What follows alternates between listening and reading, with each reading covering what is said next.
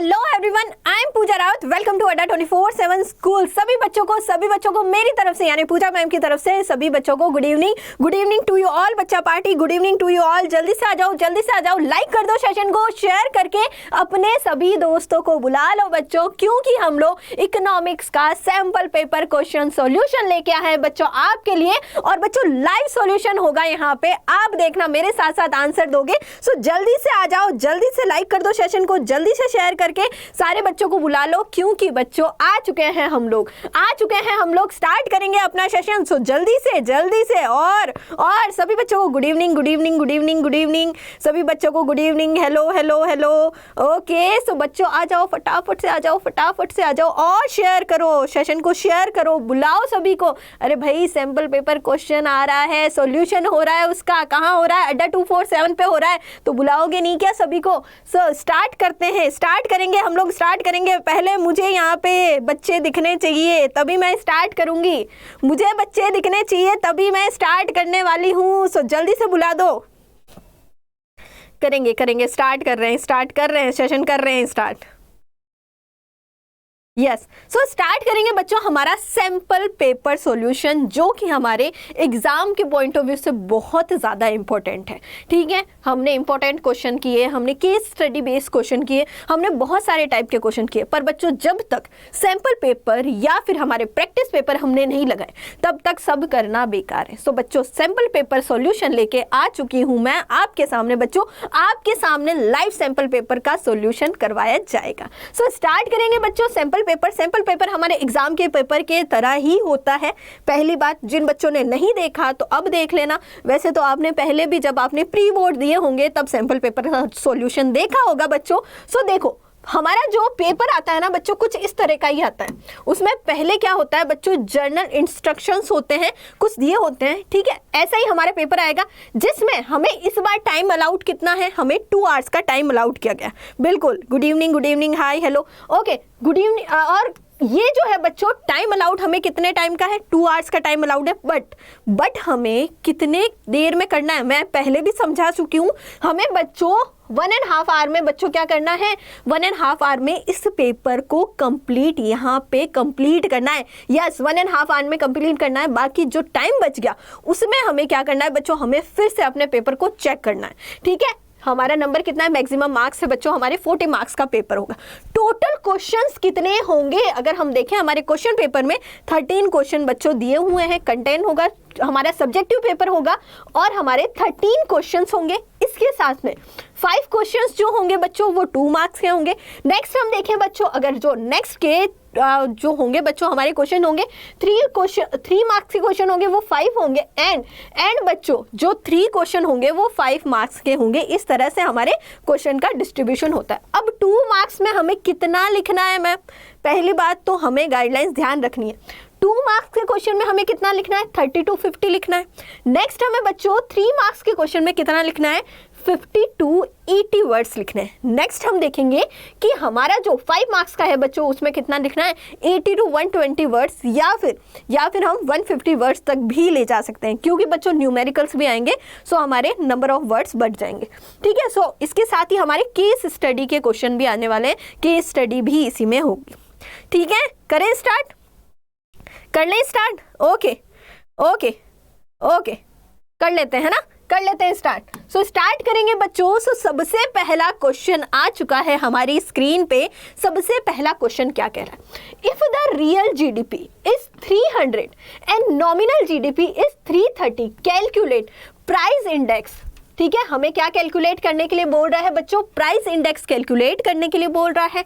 Real GDP 300 है और बच्चा नॉमिनल जीडीपी कितनी है? 330 है। ठीक है, इसके साथ साथ एक और क्वेश्चन है, वो क्या है?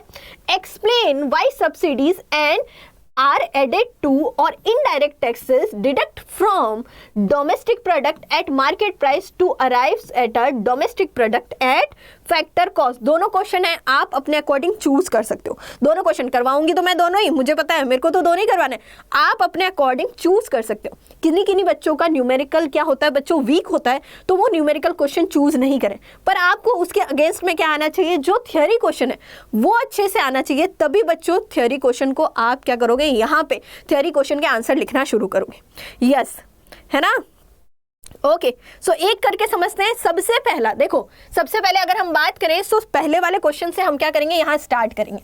ठीक है, किसी भी बच्चे को कोई प्रॉब्लम है तो मुझसे पूछ लेना कि मैम कहाँ से कोई चीज़ आई है, हमें समझ में नहीं आई है, मैं फिर से रिपीट कर दूंगी।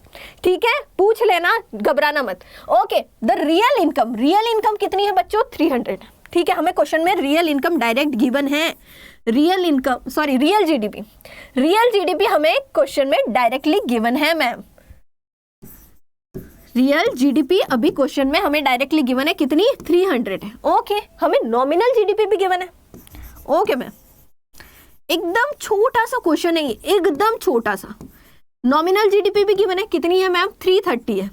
निकालना क्या है, प्राइस इंडेक्स निकालना है ना, पीआई निकालना है। और बच्चों बेस ईयर की हमारी प्राइस इंडेक्स क्या रहती है, बताओ मुझे। बेस ईयर की प्राइस इंडेक्स क्या रहती है, बेस ईयर की प्राइस इंडेक्स क्या रहती है, बताओ मुझे, जल्दी बताओ, आंसर आना चाहिए मेरे पास। बेस ईयर की प्राइस इंडेक्स क्या रहेगी, बताओ मुझे। आखिर मैं भी तो देखो, एग्जाम देने जा रहे हो आप लोग, बेस ईयर की प्राइस इंडेक्स क्या रहती है। वेरी गुड, यस, कितनी रहती है, 100। Yes, very good. Base year जो होगा हमारा, उसकी प्राइस इंडेक्स क्या रहेगी बच्चों, 100 रहेगी। हमें निकालना क्या है, हमें प्राइस इंडेक्स कैलकुलेट करनी है। ठीक है, हमें प्राइस इंडेक्स कैलकुलेट करनी है, ध्यान रखना। ठीक है, अब बच्चों रियल जीडीपी का फॉर्मूला क्या है हमारा, रियल जीडीपी का फॉर्मूला क्या है, रियल जीडीपी का फॉर्मूला बताओ मुझे। रियल जीडीपी का बच्चों फॉर्मूला है, क्या है हमारा formula, nominal GDP upon price index, current year की price index multiply base year की प्राइस इंडेक्स यानी 100। ये हमारा फॉर्मूला है बच्चों रियल, बिल्कुल यही फॉर्मूला है। ठीक है, ये हमारा फॉर्मूला है। ठीक है, अब बच्चों हमारी जो वैल्यूज है उनको पुट कर दो, इसमें फॉर्मूले में पुट कर दो। सो रियल जीडीपी कितना है, 300 है। ठीक है, इक्वल हमारा नॉमिनल जीडीपी कितना आ गया बच्चों, 330 आ गया, अपॉन में पीआई। ठीक है, प्राइस इंडेक्स मल्टीप्लाई 100। ठीक है, मल्टीप्लाई 100। अब इसको करेंगे सॉल्व, कर लेते हैं सॉल्व। ठीक है, तो बच्चों यहाँ पे ये मल्टीप्लाई हो गया, कहाँ सॉल्व करें, यहाँ कर लें क्या, इधर कर लेते हैं ना, इधर कर लेते हैं, इधर फॉर्मूले समेत इसको इधर ही सॉल्व करेंगे, फॉर्मूले समेत इसको उधर ही सॉल्व करेंगे। So 300 equal to 330 upon pi multiply 100, है ना। इस तरह से हम लोग यहाँ पे अपना फॉर्मूला लिख देंगे। अब कर लेते हैं सॉल्व, इतना इजी फॉर्मूला है। तो 300 यहाँ पे आ गया बच्चा, इक्वल टू यहाँ पे इससे मल्टीप्लाई कर लो, 33,000 हो जाएगा यहाँ पे पीआई। अब क्या हुआ, पीआई इधर चला गया, तो बच्चों यहाँ पे 300 इसके नीचे आ जाएगा। सो 33,000 अपॉन में 300। ठीक है, डिवाइड कर दो, कितना आएगा, 110 आ गया। ठीक है, सो बच्चों प्राइस इंडेक्स क्या आ गई, करंट ईयर की प्राइस इंडेक्स आ गई मैम 110 आ गई। करंट ईयर की प्राइस इंडेक्स कितनी आ जाएगी, करंट ईयर की प्राइस इंडेक्स 110 आ जाएगी। यस, है ना, हाँ यही आएगी। यस, बिल्कुल। अरे वाह, बच्चों ने तो आंसर भी निकाल दिए, very good, intelligent, very good. Yes, बिल्कुल बच्चे। अब मुझे बताओ, किसी भी स्टूडेंट को इस क्वेश्चन को करने में कितना टाइम लगेगा, किसी भी स्टूडेंट को करने में इस क्वेश्चन को कितना टाइम लगेगा। मुझे तो लगता है 1 मिनट भी नहीं लगेगा, 1 मिनट भी नहीं लगेगा। यस, अच्छा अच्छा, ठीक है। किसी भी स्टूडेंट को कोई प्रॉब्लम है तो वो अभी भी पूछ सकता है। देखो मैं फिर से समझा देती हूँ, real GDP, nominal GDP already given है, पीआई हमें निकालना है मैम, बेस ईयर की हमें प्राइस इंडेक्स हमें पता होती है 100 होती है। नॉर्मल हमने फॉर्मूला लगाया जीडीपी का, रियल जीडीपी का, नॉमिनल जीडीपी अपॉन में प्राइस इंडेक्स मल्टीप्लाई क्या करा है, 100 से मल्टीप्लाई करा है। ठीक है मैम। अब बच्चों जो चीज़ें दी हुई हैं उसको फॉर्मूले में फिट कर दो। जैसे ही फॉर्मूले में फिट करेंगे तो हमारे पास क्या आ जाएगा, हमारे पास प्राइस इंडेक्स आ जाएगा। कितना ईजी क्वेश्चन है, कितना ईजी क्वेश्चन है। ठीक है, क्लियर हो गया ना सभी बच्चों को, क्लियर हो गया तो जल्दी से थम्स अप दे दो, थम्स अप दे दो कि मैम क्लियर है, क्लियर है मैम, जल्दी से बता दो, है ना। नेक्स्ट क्वेश्चन की तरफ बढ़ेंगे। नेक्स्ट क्वेश्चन हमसे क्या कह रहा है, इसी का क्वेश्चन है बच्चों, हमने देखा था, इसी का क्वेश्चन है। क्या कह रहा है कि अगर हमें मार्केट प्राइस से फैक्टर कॉस्ट में हमें कन्वर्ट करते हैं। जब भी हम क्या करते हैं बच्चा, मार्केट प्राइस से हम क्या करते हैं, मार्केट प्राइस से हम फैक्टर कॉस्ट में कन्वर्ट करते हैं, तो हम क्या करते हैं, नेट इनडायरेक्ट टैक्स को माइनस करते हैं ना। नेट इनडायरेक्ट टैक्स को क्यों माइनस किया जाता है, ठीक है, नेट इनडायरेक्ट टैक्स में हम क्या करते हैं, जो इनडायरेक्ट टैक्स है इसको माइनस करते हैं और सब्सिडी को ऐड करते हैं। क्यों करते हैं, क्या रीजन है, वही हम देखेंगे बच्चों। सो सिंपल सा है, देखो दोनों ही क्या है, हमारा सब्सिडी और हमारा इनडायरेक्ट टैक्स दोनों ही फैक्टर इनकम नहीं है, दोनों ही फैक्टर इनकम नहीं होगा। सब्सिडी कौन देती है, गवर्नमेंट देती है, लोगों की भलाई के लिए देती है, ठीक है। उसी तरह बच्चों जो इनडायरेक्ट टैक्स है, जिसमें हम लोग कोई फैक्टर इनकम नहीं है, ये कोई फैक्टर इनकम नहीं है, सिर्फ क्या है बच्चों, टैक्स है। तो अगर हम बात करें, indirect tax are the taxes which are levied by the government on production and sale of a commodity. Sales tax, excise duty, custom duty, etc. are more of the indirect tax due to this market price increase. अब बच्चों इससे क्या होती है, सिर्फ market price increase होती है, जो कंडीशन है एक्चुअल वो पता नहीं चलती है, ठीक है। ना ही ये फैक्टर इनकम है और ना ही इससे हमें कोई कंडीशन पता चलती है। इसीलिए हम लोग जब फैक्टर कॉस्ट यहाँ पे कैलकुलेट करते हैं तो इसको क्या करते हैं बच्चा, माइनस कर देते हैं, ठीक है, माइनस कर देते हैं। दूसरा है बच्चों, subsidies are the cash grant given by the government to the enterprises to increase the production for certain commodity, ठीक है। सब्सिडीज जो होती है, जरूरी नहीं कि इंडस्ट्रीज को ही मिले, एग्रीकल्चर में भी मिलती है। क्यों मिलती है, ताकि प्रोडक्शन क्या हो, इंक्रीज हो, ठीक है, प्रोडक्शन को इंकरेज करने के लिए दी जाती है, to promote export and to sell good at a price lower than the free market price. In India LPG cylinder is sold at a subsidise rate due to this market price decrease. और बच्चों subsidies से क्या होता है, market price क्या हो जाती है, डिक्रीज हो जाती है।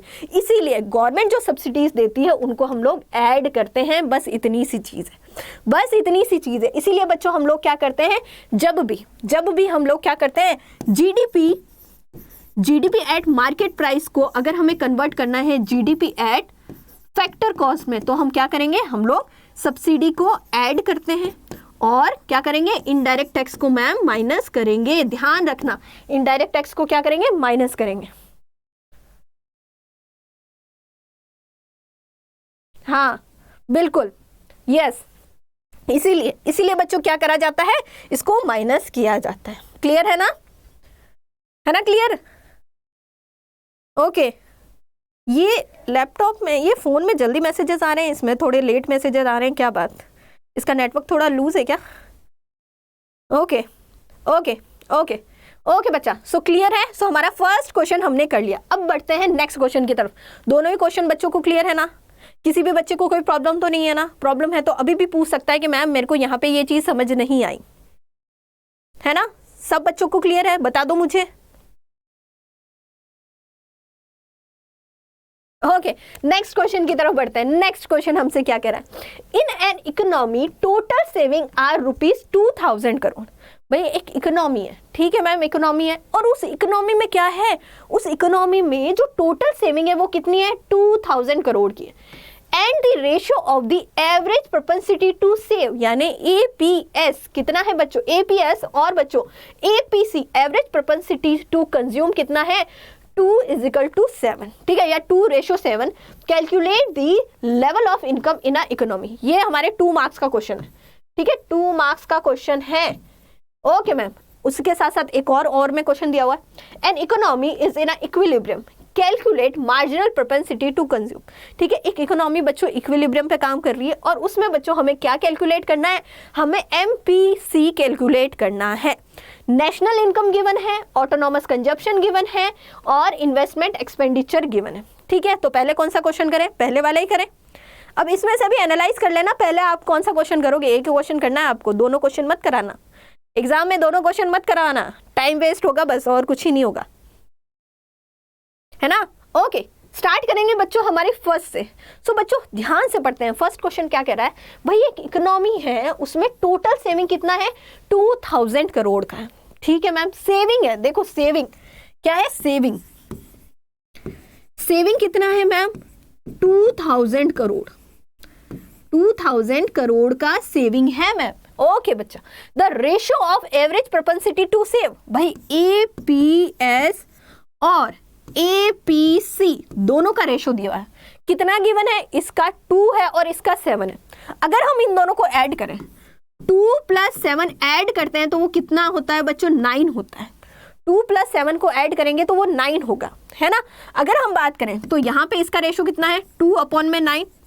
रेशोज तो ऐसे ही निकालते हैं ना, हमने पढ़ा है बचपन में, 3rd 4th क्लास में रेशोज ऐसे ही निकालते हैं, ठीक है। और बच्चों APC कितना हो जाएगा, 7/9 हो जाएगा, 7/9 हो जाएगा। अब मुझे बताओ APS का फॉर्मूला क्या है, APS का फॉर्मूला क्या है, APS का फॉर्मूला बताओ मुझे जल्दी से।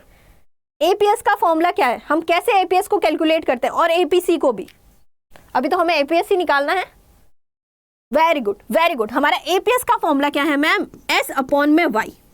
APS का फॉर्मूला क्या है मैम, S/y। यही हमारा क्या है बच्चा, फॉर्मूला है ना, यही क्या है हमारा फॉर्मूला है APS का, ठीक है। अब बच्चों अगर हम बात करें सेविंग कितना गिवन है मैम, सेविंग गिवन है हमें यहाँ पे 2000 का सेविंग गिवन है ना।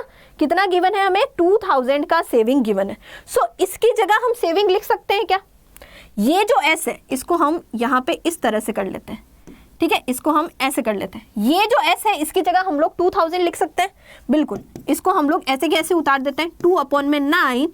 यहाँ पे बच्चों S की जगह क्या लिख लेते हैं हम लोग यहाँ पे लिख लेते हैं 2000, ठीक है। यहाँ पे लिख लिया हमने 2000, इसको मल्टीप्लाई कर देते हैं आपस में। y की जगह y आ गया, क्योंकि y तो हमें कैलकुलेट करना है, y तो हमें मैम कैलकुलेट करना है। अब क्या करना है, अब सिंपल सा इसको कैलकुलेट करना है, सिंपल सा ही इसका कैलकुलेशन। ये हटा रही हूँ अभी, है ना, ये हटा रही हूँ, ये हटा रही हूँ। अब इसको कैलकुलेट करो, इसको क्रॉस मल्टीप्लाई करो, 2 को y से मल्टीप्लाई करो और 9 को 2000 से मल्टीप्लाई करो। तो यहाँ पे करेंगे तो यहाँ पे कितना आ जाएगा, 2y = यहाँ पे आ जाएगा बच्चों 18,000, ठीक है। कैसे आया, समझ में नहीं आया, फिर से देखो। सेविंग है 2000 करोड़ की, APS है बच्चों कितना, 2/9, ठीक है। अब बच्चों अगर हम APS का फॉर्मूला लिखे तो कैसे लिखेंगे, S/y लिखेंगे, बस इतनी सी करनी है। अब बच्चों सिंपल सा है, इनको आपस में मल्टीप्लाई कर दो, इनको आपस में क्या करना है, मल्टीप्लाई करना है, ठीक है। 2/9 हमने ऐसा का ऐसा लिख दिया, मल्टीप्लाई 2000, ऐसा हमारा देखो सेविंग कितना है, 2000 है, अपॉन में y हमें कैलकुलेट करना है, y यानी इनकम, y यानी इनकम बच्चों हमें क्या करना है, कैलकुलेट करना है ना, कैलकुलेट करना। अब बच्चों करोगे इसको सॉल्व करेंगे तो y यहाँ आ गया 18,000 अपॉन में 2 आ गया, निकालो कितना आया 9,000, क्या आ गई बच्चों, इनकम आ गई। इकोनॉमी में 9,000 की इनकम है और उससे बच्चों 2,000 क्या हो रहा है, यहाँ पे सेव हो रहा है, और बाकी कंजप्शन कितना हो रहा है, कौन बताएगा मुझे, कंजप्शन कितना हो रहा है, कौन बताएगा मुझे, जल्दी बताओ, कंजप्शन कितना होगा, कौन बताएगा मुझे। भाई हमने सेविंग दी हुई है, क्वेश्चन में हमने निकाल दिया मैम, क्या हमने इनकम निकाल दी। अब मुझे कौन बताएगा कि कंजप्शन कितना है, कंजप्शन कितना होगा। ओके, वेरी गुड, यस, कितना होगा, सिंपल है मैम, हमें क्या करना है, y माइनस क्या करना है, s करना है, तो हमारा क्या आ जाएगा, c आ जाएगा। सो यहाँ पे 9,000 माइनस क्या करेंगे मैम, -2,000 कर देंगे। सो यहाँ पे कितना आ जाएगा हमारा 7,000 क्या होगा, कंजप्शन हो जाएगा। वेरी गुड, बहुत बढ़िया बच्चों, बहुत बढ़िया, वेरी गुड, बहुत सही। सारे बच्चों के आंसर बिल्कुल सही आ रहे हैं, वेरी गुड, ठीक है। सो हमारा सिंपल सा क्वेश्चन था, कुछ करना ही नहीं था इसमें, सो सिंपल सा क्वेश्चन था बच्चों। नेक्स्ट क्वेश्चन की तरफ बढ़ते हैं। नेक्स्ट क्वेश्चन हमसे क्या कह रहा है, नेक्स्ट क्वेश्चन देखेंगे क्या कह रहा है, इसी का सेकंड पार्ट देखेंगे। N economy is in a equilibrium. भाई एक इकोनॉमी है जो इक्विलिब्रियम पे है। इक्विलिब्रियम क्या होता है, इक्विलिब्रियम क्या होता है, जल्दी से बता दो। यानी AS इक्वल है मैम AD के, AS क्या हो रहा है बच्चा, इक्वल है AD के, ठीक है। Calculate marginal propensity to consume, calculate क्या करना है, MPC को कैलकुलेट करना है, ठीक है। क्या कैलकुलेट करना है, यहाँ पे लिख देती हूँ, MPC को मैम हमें कैलकुलेट करना है, निकालना है। चीजें क्या क्या दे रखी है, नेशनल इनकम दे रखी है, ठीक है। कहाँ लिखे, इसको इधर लिख लेना है या फिर इधर ही लिख देते हैं। नेशनल इनकम है, y है बच्चों 1000। ऑटोनॉमस कंजप्शन एक्सपेंडिचर, जिसको हम C बार से रिप्रेजेंट करते हैं या फिर A भी लिख सकते हैं, जरूरी नहीं C बार ही लिखें, या इसको हम A भी लिख सकते हैं, ध्यान रखना। इसको हम क्या लिख सकते हैं, A भी लिख सकते हैं, A लिख देंगे, ठीक है। इन्वेस्टमेंट एक्सपेंडिचर कितना है बच्चा, 1000 है, ठीक है। यहाँ पे I बार आ जाएगा, इतना सबको पता है, इतना सबको पता है, हाँ। इतना सबको पता है ना? हाँ ठीक है ना बच्चा, इतना सबको पता है। अब बच्चों इक्विलिब्रियम की बात हो रही है तो इक्विलिब्रियम कहाँ आता है? सिंपल सा, दो अप्रोचेज हैं इक्विलिब्रियम की, जो हम सबसे कॉमन अप्रोच है एएस एडी की अप्रोच, वही यहाँ पे लगाएंगे। ठीक है, AS equal to AD, AS equal to AD. अब बच्चों एएस का मतलब क्या है? हमारा एग्रीगेट सप्लाई इक्वल होगा एडी के, वहीं पे एग्रीगेट डिमांड के वहीं पे क्या होगा? इक्विलिब्रियम होगा। एग्रीगेट सप्लाई कितनी है? एग्रीगेट सप्लाई और एग्रीगेट डिमांड हमें नहीं पता मैम, बट यहाँ पे बच्चों एग्रीगेट सप्लाई को हम लोग कैसे रिप्रेजेंट कर सकते हैं? एक और वे है, हाँ इनकम से, बिल्कुल इनकम से हम लोग क्या कर सकते हैं? रिप्रेजेंट कर सकते हैं बच्चों किसको? हमारे एग्रीगेट सप्लाई को। उसके अलावा एडी को हम कैसे रिप्रेजेंट करेंगे बताओ मुझे? एडी को हम कैसे रिप्रेजेंट करेंगे? हम करेंगे मैम सी प्लस आई से रिप्रेजेंट करेंगे। ठीक है, सी प्लस आई से हम क्या करेंगे? एडी को रिप्रेजेंट करेंगे। अब बच्चों वाई की जगह तो वाई आ ही गया है, वाई की जगह तो वाई आ ही गया है। अब बच्चों सी में क्या है? यानी सी हमारा कंजप्शन फंक्शन है। सी कैसे बना है? सी इक्वल टू, इधर लिख देती हूं, सी बनता है बच्चों C equal to C bar plus C Y plus sorry C Y, है ना? हमारा यहाँ पे बच्चों कंजप्शन फंक्शन कैसे बनता है? सी बार प्लस सी वाई। ठीक है, ये हमारा कंजप्शन फंक्शन है। अगर बच्चों इसको है जैसे कि जैसे उठा के रख दे तो, यानी हम लोग इसको लिख दे सी की जगह तो भी चलता है। ठीक है, तो हम यहाँ पे इसको लिख देते हैं सी bar plus C Y plus आई का आई आ ही गया, ये का ये यहीं पे है। अब इसको करेंगे सॉल्व, अब कुछ भी नहीं है ना, कुछ भी नहीं करना है, बस इसको करना है सॉल्व। अब देखो y कितना है? 1000। y कितना है बच्चा? 1000 है। सी बार कितना है? सी बार कितना है? ये देखो यहाँ पे लिखा हुआ है।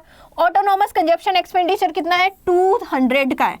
कितना है? 200 का है प्लस सी वाई हमें कैलकुलेट करना है। हमारा जो एमपीसी है बच्चों वही क्या है? सी वाई है। ठीक है, तो सी तो हमें गिवन नहीं है, वाई जरूर गिवन है हमें क्वेश्चन में। ठीक है, तो सी की जगह सी आ गया और वाई की जगह हम लोग क्या लिख देंगे? ये वाई हमारा क्या है? 1000 आ गया। ठीक है, ये 1000 आ गया प्लस आई कितना है? आई ये रहा मैम 100, आई 100 ये रहा। करेंगे सॉल्व, करते हैं मैम सॉल्व। 1000 का 1000 आ गया, यहाँ पे 200 जो किसी भी वैल्यू के साथ एसोसिएट नहीं है उन सबको ऐड कर दो एक जगह, तो 200 और 100 कितने हो गए? 300 हो गए मैम। प्लस यहाँ पे कितना हो जाएगा? यहाँ पे हो जाएगा हमारा 100C हो गया। ठीक है, 100C हो गया। अब करेंगे इसको, क्या करेंगे? हम इसको कैलकुलेट कर लेते हैं। जो देखो मैंने क्या कहा, किसी भी वैल्यू के साथ एसोसिएट नहीं है वो क्या हो जाएगी बच्चों? जो वैल्यू है, जो न्यूमेरिकल वैल्यू उसके पास चली जाएगी। तो मैम यहाँ पे ये जो 300 है ये कहाँ आ गए? ये इधर आ गए। ठीक है, 300 है ये इधर आ गया। जब बच्चों प्लस की वैल्यू यहाँ पे इक्वल के इधर जाती है तो माइनस की बन जाती है, और माइनस की वैल्यू इक्वल के इधर जाती है तो क्या बन जाती है? प्लस की बन जाती है। ठीक है, अब इसको करेंगे सॉल्व। 1000 माइनस 300, ठीक है, इक्वल टू यहाँ पे कितना आ जाएगा? 1000C आ गया। अब इसमें से इसको माइनस करो, कितना आएगा? यहाँ पे आ जाएगा 700, है ना? 700 आ जाएगा इक्वल टू 1000C। अब करेंगे इसको सॉल्व। अब C वहां रह जाएगा और यहाँ पे क्या आ गया? 700 अपॉन में 1000। तो कर दो इसको सॉल्व, कर दिया इसको सॉल्व, तो यहाँ पे कितना आ जाएगा? यहाँ आ जाएगा बच्चों C इक्वल टू कितना आ जाएगा? C इक्वल टू आ जाएगा हमारा 0.7 आ गया हमारे MPC का आंसर। हमारा MPC बच्चा हमने कितना निकाला? कैलकुलेट करके हमने निकाला 0.7। 0.7 क्लियर है? इतना क्लियर है? नहीं दिख रहा होगा ना? ओके, एक सेकेंड बच्चा, एक सेकेंड। यहाँ पे इसको थोड़ा सा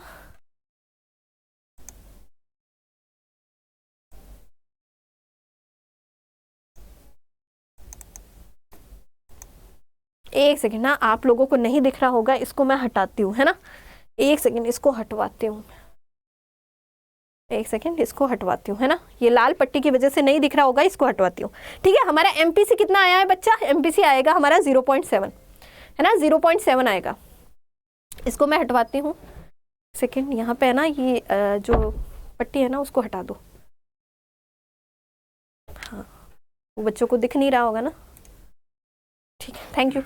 ठीक है, MPC कितना आया है? MPC आ गया हमारा 0.7। क्लियर है? सारे स्टूडेंट्स को क्लियर है? कहीं पे भी किसी को कोई प्रॉब्लम, किसी भी बच्चे को कोई प्रॉब्लम कि मैम हमें यहाँ पे समझ नहीं आया इस पूरे प्रोसेस में?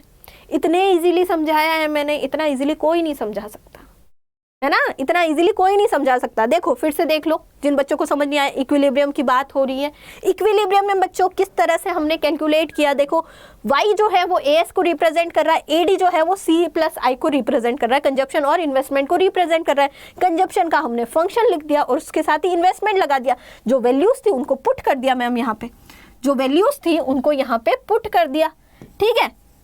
ये मल्टीप्लाई हो जाएगा, ठीक है? और फिर सारा प्रोसीजर नॉर्मल है, ठीक है? कोई ऐसा स्टूडेंट जिसको समझ नहीं आया हो, कोई ऐसा स्टूडेंट जिसको समझ नहीं आया कि मैम मुझे समझ नहीं आया, बता दो मुझे। कोई ऐसा स्टूडेंट जिसको लग रहा होगा कि समझ नहीं आया? आ गया सभी को समझ? Okay okay okay okay. So बच्चों कितना इजी है, अरे बच्चों वाले क्वेश्चन है। चलो नेक्स्ट क्वेश्चन, नेक्स्ट क्वेश्चन हमसे क्या करें? Explain the meaning of average propensity to consume, what is it relation with the average propensity to save. बताओ, ये भी कोई क्वेश्चन है? इतना इजी क्वेश्चन, इतना इजी क्वेश्चन, क्या एक्सप्लेन करना था? एक्सप्लेन करना है मैम, क्या करना है? एवरेज प्रोपेंसिटी टू कंज्यूम क्या है? एवरेज प्रोपेंसिटी टू कंज्यूम क्या है ma'am? Average propensity to consume है एपीसी है मैम, इसको हम लोग शॉर्ट फॉर्म में एपीसी कहते हैं। एपीसी क्या होता है जल्दी से मुझे बताओ, कौन बताएगा मुझे एपीसी के बारे में? फटाफट से, जो सबसे पहले आंसर देगा उसको चॉकलेट मिलेगी, जो सबसे पहले आंसर देगा उसको मिलेगी चॉकलेट। कौन बताएगा मुझे आंसर इसका? फटाफट से बताओ एपीसी क्या होता है, और एपीसी बच्चों हमें यहाँ पे कैसे निकालना है वो भी बताओ मुझे। क्या फॉर्मूला है हमारे एपीसी का? अरे अभी तो बताया था। Very good very good, yes. APC क्या है बच्चों? हमारा रिलेशन बताता है या रेशो है। रेशो किसके बीच में है मैम? इनकम और कंजप्शन के बीच का रेशो हमारा क्या होगा? एपीसी होगा। सो बच्चों अगर हम बात करें कि इनकम में से कितना पोर्शन हम लोग कंज्यूम करते हैं, इन दोनों के बीच का रिलेशन या फिर इन दोनों के बीच का जो रेशो है वही क्या हो गया मैम? हमारे लिए एपीसी हो गया। और एपीसी का फॉर्मूला क्या है? एपीसी का फॉर्मूला है बच्चों यहाँ पे C अपॉन में Y। क्या होगा? C अपॉन में Y हमारा एपीसी का फॉर्मूला है, ध्यान रखना, ठीक है? सो बच्चों यहाँ पे अगर हम बात करें सो मैम क्या हो गया? The ratio of aggregate consumption expenditure to aggregate income is known as average propensity to consume. ठीक है, क्या है? रेशियो है। रेशियो किसके किसके बीच में? एग्रीगेट कंजप्शन एक्सपेंडिचर, यानी हम इनकम में से, देखो इनकम में से कितना कितना हम लोग बच्चों कंजप्शन कर रहे हैं, कितना कंजप्शन एक्सपेंडिचर हो रहा है, एवरेज, वही क्या है? उन दोनों के बीच का जो रेशियो है वही क्या हो जाएगा? हमारा एपीसी हो जाएगा, ठीक है? और ये क्या इंडिकेट करता है? इट इंडिकेट द परसेंटेज और ratio of income which is being spend on a consumption. और ये क्या इंडिकेट करता है कि इनकम में से हम कितना पार्ट जो है यहाँ पे कंजप्शन एक्सपेंडिचर में कर रहे हैं, है ना? हाँ, है ना? इतना क्लियर है? It is work out by dividing total consumption expenditure by the total income. और कैसे निकालते हैं? सिंपल सा देखो फॉर्मूला देख लिया हमने, कैसे निकालते हैं? APC equal to C upon में Y, ठीक है? अब बच्चों ये तो हमने कर दिया, एपीसी के बारे में लिख लिया। अब ये कह रहा है कि दोनों में क्या रिलेशन, यानी एपीसी और एपीएस में क्या रिलेशन। पहली बात, एपीसी और एपीएस अगर हम इन दोनों को ऐड करते हैं तो मैम किसके इक्वल आता है? 1 के इक्वल आता है। ध्यान रखना, हमेशा क्या होता है? एपीसी और एपीएस को हम लोग क्या करेंगे? ऐड करेंगे। सो मैम किसके इक्वल आएगा? 1 के इक्वल आएगा। यानी अगर हमें एपीएस नहीं दिया हुआ है, एवरेज प्रोपेंसिटी टू सेव नहीं गिवन है मैम, एपीएस नहीं गिवन है, तो हम कैसे निकालेंगे? हम लोग 1 माइनस एपीसी कर देंगे, ठीक है? अगर हम 1 यानी क्या होती है? इनकम होती है। 1 हमारे किसके इक्वल होती है बच्चों? हमारी इनकम के इक्वल होती है। तो अगर हमें एपीएस नहीं गिवन है तो हम 1 माइनस एपीसी कर देंगे, तो क्या आ जाएगा? एपीएस आ जाएगा। हमेशा दोनों में रिलेशन होता है, इन दोनों को ऐड करके ही क्या आती है? इनकम आती है। हाँ हाँ, 1 के इक्वल होता है। वेरी गुड, यस, हाँ 1 के इक्वल होता है। सो मैम यहाँ पे हमारा एपीसी और एपीएस क्या होगा? 1 के इक्वल होगा। वेरी गुड वेरी गुड, बहुत बढ़िया, वाह, मतलब इस बार तो फुल टू तैयारी करके आए हो। बहुत बढ़िया बहुत बढ़िया बहुत बढ़िया, क्लियर? सो हमारा मैम यहाँ पे हमने रिलेशन भी देख लिया और हमने एपीसी के बारे में भी बता दिया। ठीक है बच्चा, ओके। नेक्स्ट देखते हैं, how does economic growth contribute to the growth of infrastructure sector. Okay, to the growth of the infrastructure sector, or what is the situation of women health in India? Okay, तो ये जो question है बच्चों कह रहा है कि India में इकोनॉमिक ग्रोथ और जो ग्रोथ ऑफ इंफ्रास्ट्रक्चर है उसमें क्या रिलेशन होता है बच्चों ग्रोथ और इंफ्रास्ट्रक्चर में। जल्दी से बता दो मुझे, जल्दी से बता दो। वैसे मुझे इस चीज़ के बारे में बताने की ज़रूरत ही नहीं है। और वुमेन हेल्थ की क्या सिचुएशन है इंडिया में ये भी आप मुझे इजीली बता सकते हो। जल्दी बताओ भाई। इंफ्रास्ट्रक्चर जो है क्या करता है, इंफ्रास्ट्रक्चर ऐसी फैसिलिटीज प्रोवाइड करता है जिससे क्या हो, जो इकोनॉमिक ग्रोथ में क्या करती है बच्चों, जो इकोनॉमिक प्रोडक्टिविटी में क्या करती है, कंट्रीब्यूशन होता है, जिससे इकोनॉमिक प्रोडक्शन इंक्रीज होता है ना, यही होता है मैम।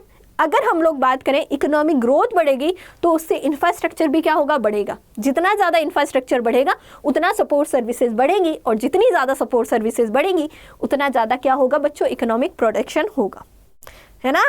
हाँ, पॉजिटिव रिलेशन है। यस, क्या है, पॉजिटिव रिलेशन है।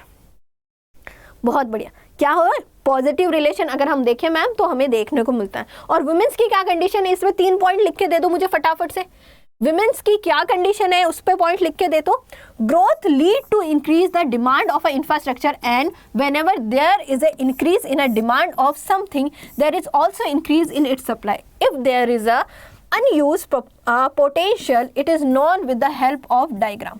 ठीक है, यहाँ पे डायग्राम हमने ओके यहाँ पे सीखते हैं। देखो कैसे, अगर जीडीपी ग्रोथ हुई, अगर जीडीपी में ग्रोथ हो रहा है यानी इकोनॉमिक ग्रोथ हो रही है, जीडीपी में ग्रोथ होगी तो इससे क्या होगा बच्चों, इससे डिमांड भी क्या होगी, इंक्रीज होगी। ठीक है, क्योंकि लोगों की इनकम बढ़ रही है तो डिमांड भी बढ़ रही है। डिमांड बढ़ी तो क्या होगा बच्चों, सप्लाई भी बढ़ेगी, सप्लाई भी बढ़ना शुरू हो जाएगी क्योंकि डिमांड को कवर अप करना है। जब सप्लाई बढ़ेगी तो it's provide catalyst GDP growth, otherwise constrict. तो इससे क्या होगा बच्चों, इससे क्या होगा, इससे जो इंफ्रास्ट्रक्चर है वो भी क्या होगा, ग्रो होगा और अफेक्ट ट्रैफिक डिमांड, और इससे जो डिमांड है वो क्या होगी, अफेक्ट हो जाएगी। सिंपल सी बात है, देखो सिंपल सी बात है, इकोनॉमिक ग्रोथ हुई है तो उससे क्या होगा, इंफ्रास्ट्रक्चर बढ़ेगा ही बढ़ेगा और कुछ ही नहीं। ठीक है, डिमांड जो हुई है उसको कवर अप करने के लिए हमें क्या करना पड़ेगा, हमें ज़्यादा से ज़्यादा प्रोडक्शन करना पड़ेगा। इसके लिए हमें इंफ्रास्ट्रक्चर सर्विसेज का ज़्यादा यूज़ करना पड़ेगा। तो क्या होगा, इंफ्रास्ट्रक्चर भी ग्रो करेगा और कुछ भी नहीं, है ना, और कुछ भी नहीं होगा, बस ये है।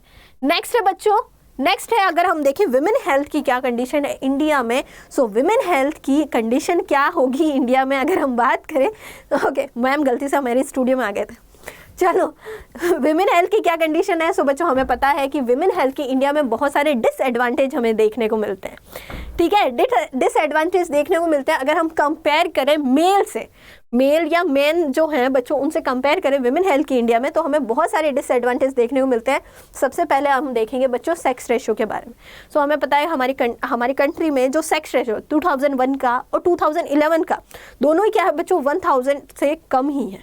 1000 से कम ही था, मतलब ये क्या इंडिकेट कर रहा है, जहाँ 2011 में बच्चों थोड़ा बहुत ज़्यादा था, 9:7 था सेक्स रेशो, वहीं बच्चों 2001 में था ये 9:7 2001 में था, वहीं 2011 में जो कम होके कितना हो गया, 919 हो गया। ठीक है, 919 हो गया। इसका मतलब क्या है कि हर 10 ईयर के बाद क्या हो रहा है, जो विमेन फोर्टिसाइड्स के जो केसेस हैं, यानी क्या हो गया, कन्या भ्रूण हत्या, फीमेल फोर्टिसाइड्स के जो केसेस हैं बच्चों वो कंटिन्यूसली इंक्रीज हो रहे हैं। ठीक है, सो बच्चों अगर हम बात करें सेक्स रेशो जो डिक्लाइन हो रहा है, इसका मतलब क्या हो रहा है, इसका मतलब है कि फीमेल फोर्टिसाइड्स के जो केस हैं वो कंटिन्यूसली बढ़ रहे हैं। ठीक है, कन्या भ्रूण हत्या बहुत ज़्यादा हो रही है। नेक्स्ट अगर हम बात करें, close to 3000 girls under the age of 15 are married and have one child। वही बच्चों अगर हम बात करें जो डेटा गिवन है कि 15 साल में बहुत सारी ऐसी लड़कियां, लाखों लड़कियां ऐसी हैं जिनकी शादी कितने में हो जाती है, 15 साल में हो जाती है, और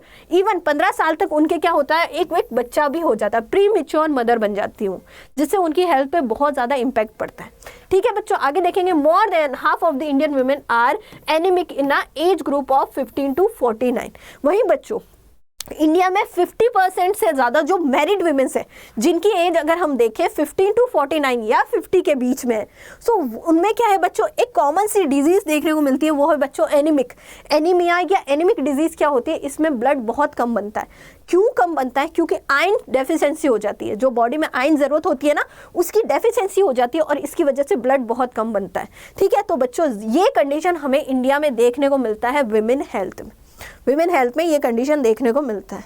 हाँ, सेक्स रेशो अब इंक्रीज हो गया है मैम, बिल्कुल सेक्स रेशो इंक्रीज हो गया है, ध्यान रखना। अब कितना है, 1000 बॉयज़ पे कितना है, कितनी गर्ल्स है, 1020 गर्ल्स हमें देखने को मिलती है। 1020 गर्ल्स हमें देखने को मिलती है। ये अभी तक सारे डेटा जो है वो पब्लिश नहीं हुए हैं, फिर भी हमें ये चीज़ देखने को मिलती है। यस, हाँ, सेक्स रेशो इंप्रूव हो गया। क्लियर है? इतना क्लियर है? जल्दी से बता दो कि मैम क्लियर है, जल्दी से बता दो मैसेज करके कि मैम क्लियर है, फटाफट से। पीडीएफ बच्चे आपको मिलेगी, पीडीएफ आपको टेलीग्राम पे मिलेगी। टेलीग्राम का लिंक आपको वीडियो के डिस्क्रिप्शन में दिया गया है, आप बच्चों टेलीग्राम ज्वाइन कर सकते हो, सारी पीडीएफ वहाँ मिलेगी। इसके अलावा अड्डा 247 वाले ऐप पे आपको पीडीएफ मिलेगी, है ना, वहाँ सेशन भी मिल जाएगा, सेशन का लिंक भी मिल जाएगा और पीडीएफ भी मिल जाएगी, दोनों मिल जाएंगी वहीं पे चीज़। और किसी को कोई पूछना है, कुछ भी पूछना है? आ गया ना समझ में? Okay, next question, differentiated between biotic और अबायोटिक एलिमेंट्स ऑफ एनवायरनमेंट। अरे यार, इतना इजी क्वेश्चन, डिफरेंस बताना है किसके बीच में, बायोटिक और अबायोटिक एलिमेंट्स के बीच में। चलो बताओ मुझे, बायोटिक एलिमेंट्स क्या होते हैं, जल्दी से, फटाफट से, जल्दी से, 5 सेकंड है आपके पास, जल्दी से बता दो मुझे बायोटिक एलिमेंट्स क्या होते हैं। 2 मार्क्स का क्वेश्चन है, 2 मार्क्स का क्वेश्चन है, उसके अकॉर्डिंग ही बताना है। 2 मार्क्स का क्वेश्चन है, डेफिनेशन देनी है और एग्जाम्पल बताना है, फटाफट से बताओ, जल्दी जल्दी बताओ। फिर न्यूमेरिकल्स भी है, न्यूमेरिकल्स भी सॉल्व करने हैं, इतनी जल्दी क्या थक रहे हो तुम लोग हैं? यस, जितने भी लिविंग ऑर्गेनिज्म हैं अपनी अर्थ पे, अपने प्लेनेट पे, सो मैम वो सारे क्या है, बायोटिक है। भाई जो सांस ले सकते हैं, जो चल फिर सकते हैं, जो खा पी सकते हैं, वो सारे क्या है मैम, बायोटिक एलिमेंट्स है। जैसे हम एग्जांपल ले, ह्यूमन बींग्स हो गए, ट्रीज हो गए, ट्री सांस लेते हैं, ठीक है, वो खाते भी हैं, ठीक है, ट्रीज हो गए। उसके अलावा मैम फिशेस हो गई, एनिमल्स हो गए, ये सब क्या है मैम, बायोटिक एलिमेंट्स है। अबायोटिक एलिमेंट्स जो होते हैं बच्चों, जो यहाँ पे सांस नहीं ले सकते, खा पी नहीं सकते, बट जिनका होना ज़रूरी है, जैसे सनलाइट हो गया, ठीक है, जैसे पत्थर हो गए, जैसे सॉइल हो गया, ये सब क्या है बच्चों, अबायोटिक एलिमेंट्स में आ जाएंगे। ठीक है, ये सब किसके पार्ट हैं, अबायोटिक एलिमेंट्स के पार्ट हैं। क्लियर है? ओके, सो यहाँ पे हम देखेंगे बच्चों बायोटिक एलिमेंट्स। बायोटिक एलिमेंट्स में देखेंगे, बायोटिक एलिमेंट्स क्या है, biotic elements include all living elements, जितने भी लिविंग एलिमेंट्स है वो किस में इंक्लूडेड है मैम, बायोटिक में। Abiotic elements include all non living elements. Clear है ना? यस, नॉन लिविंग एलिमेंट्स, ठीक है, जो खा पी नहीं सकते, जो यहाँ वहाँ घूम नहीं सकते। पहाड़ों को एक जगह से दूसरी जगह जाते हुए देखा है आपने? देखा है? नहीं देखा ना, तो वो नहीं जा सकते क्योंकि वो अबायोटिक एलिमेंट्स, पर उनको जरूरी होती है, वो ज़रूरत है। ठीक है, जैसे बायोटिक अगर मैं बात करूँ, बर्ड्स हो गए, एनिमल्स हो गए, प्लांट्स हो गए, फॉरेस्ट हो गए, फिशरीज हो गए, ये सब किस में है, बायोटिक में हो गए। अबायोटिक की अगर हम बात करें, एयर हो गया, वाटर हो गया, लैंड हो गया, रॉक हो गया, सनलाइट हो गई, ये अबायोटिक है।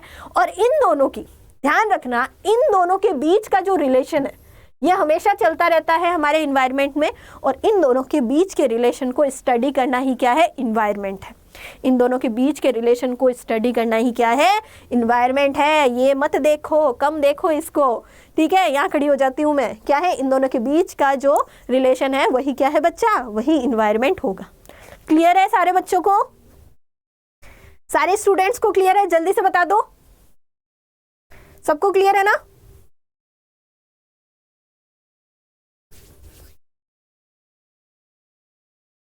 ओके। नेक्स्ट क्वेश्चन नंबर 6 हमसे क्या कह रहा है जरा देखते हैं।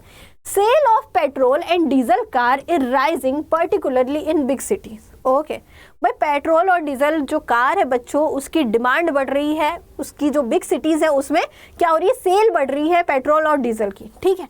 Analyse it impact on a gross domestic product and welfare.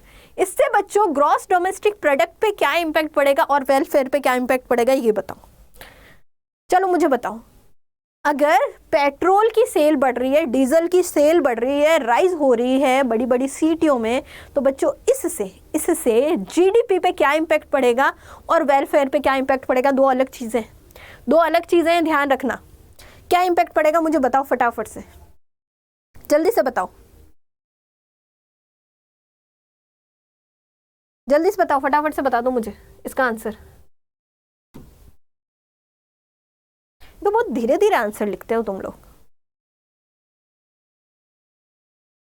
बिल्कुल, जीडीपी क्या होगी, ग्रो होगी। जीडीपी तो ग्रो हो रही है मैम, क्योंकि क्या हो रहा है, सेल बढ़ रही है, जीडीपी ग्रो हो रही है, पर वेलफेयर क्या हो रहा है, खराब हो रहा है, क्योंकि इससे क्या हो रहा है, इन्वायरमेंट डिग्रेडेड तो हो रहा है, क्योंकि डीजल और पेट्रोल गाड़ियों में यूज होता है, जिससे क्या होता है, कार्बन डाइऑक्साइड निकलती है, और जिससे क्या होगा, यहाँ पे नेगेटिव एक्सटर्नलिटीज यहाँ पे ज्यादा हो जाएगी, ठीक है। वेलफेयर के लिए अच्छा नहीं है, पर जीडीपी के लिए क्या है, अच्छा होगा। Increase in a sales of petrol and diesel car rising the standard of a living and consequently welfare, but it may not necessarily always be so, ठीक है। अगर हम बात करें कि भाई ठीक है कि सेल बढ़ रही है पेट्रोल की, इसका मतलब है कि स्टैंडर्ड हाई होगा, क्योंकि जीडीपी हाई हो रही है, जीडीपी इंक्रीज होगी, तो इसका मतलब है कि क्या होगा, इससे जो स्टैंडर्ड है लोगों का वो भी हाई होगा और वेलफेयर भी हाई होगा, पर ये हमेशा नहीं, हम जो सोचते हैं वो हमेशा नहीं होगा, ठीक है। Example, manufacturing of a such car can rise output but at the same time lead to water and air pollution also, that is reduce welfare of the people। देखो यहाँ पे ये चीज आ गई, भाई हमारा इन्वायरमेंट तो डिग्रेडेड हो ही रहा है ना, एयर पोल्यूशन हो रहा है, वाटर पोल्यूशन हो रहा है, सांस से कौन ले रहे हैं, हम ह्यूमन बींग्स ले रहे हैं, एनिमल्स ले रहे हैं, फेफड़ों में तो हमारे ही जा रहा है ना, फेफड़े तो हमारे ही खराब हो रहे हैं। सो मैम क्या हो रहा है यहाँ पे मैम रिड्यूस हो रहा है वेलफेयर, क्योंकि नेगेटिव एक्सटर्नलिटीज है, such as reduction of a welfare में outweigh and increase in a welfare and thus lead to overall reduction of a welfare। और इससे क्या हो रहा है, ओवरऑल जो वेलफेयर है वो रिड्यूस हो रहा है, जीडीपी भले इंक्रीज हो रही है पर वेलफेयर क्या हो रहा है, रिड्यूस हो रहा है ना, वेलफेयर रिड्यूस हो रहा है। लो इधर खड़ी हो जाती हूँ मैं ताकि सबको दिखेगा, है ना, इतना क्लियर है, जल्दी से बता दो मुझे, जल्दी से बता दो, फटाफट से बता दो, क्लियर है, थम्स अप कर दो कि मैम क्लियर है, थम्स अप करके बता दो कि मैम क्लियर है। और इधर लाइक इतने कम कैसे हैं, थोड़ा लाइक्स बढ़ाओ यार, थोड़ा शेयर वेयर करो, क्या कर रहे हो हैं।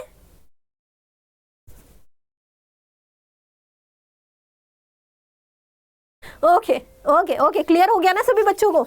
ओके बच्चों, ओके नेक्स्ट है बच्चों, what will happen if there is a no additional employment generated in the economy even through economy is able to produce goods and services in the economy, how will jobless growth happen। भाई question क्या कह रहा है, what will happen if there is no additional employment generation, क्या होगा अगर कोई भी एडिशनल एम्प्लॉयमेंट जनरेट नहीं हुआ, ठीक है। इकोनॉमी एबल टू प्रोड्यूस, और इकोनॉमी क्या है बच्चों, ज्यादा से ज्यादा प्रोड्यूस कर सकती है गुड्स और सर्विसेज को।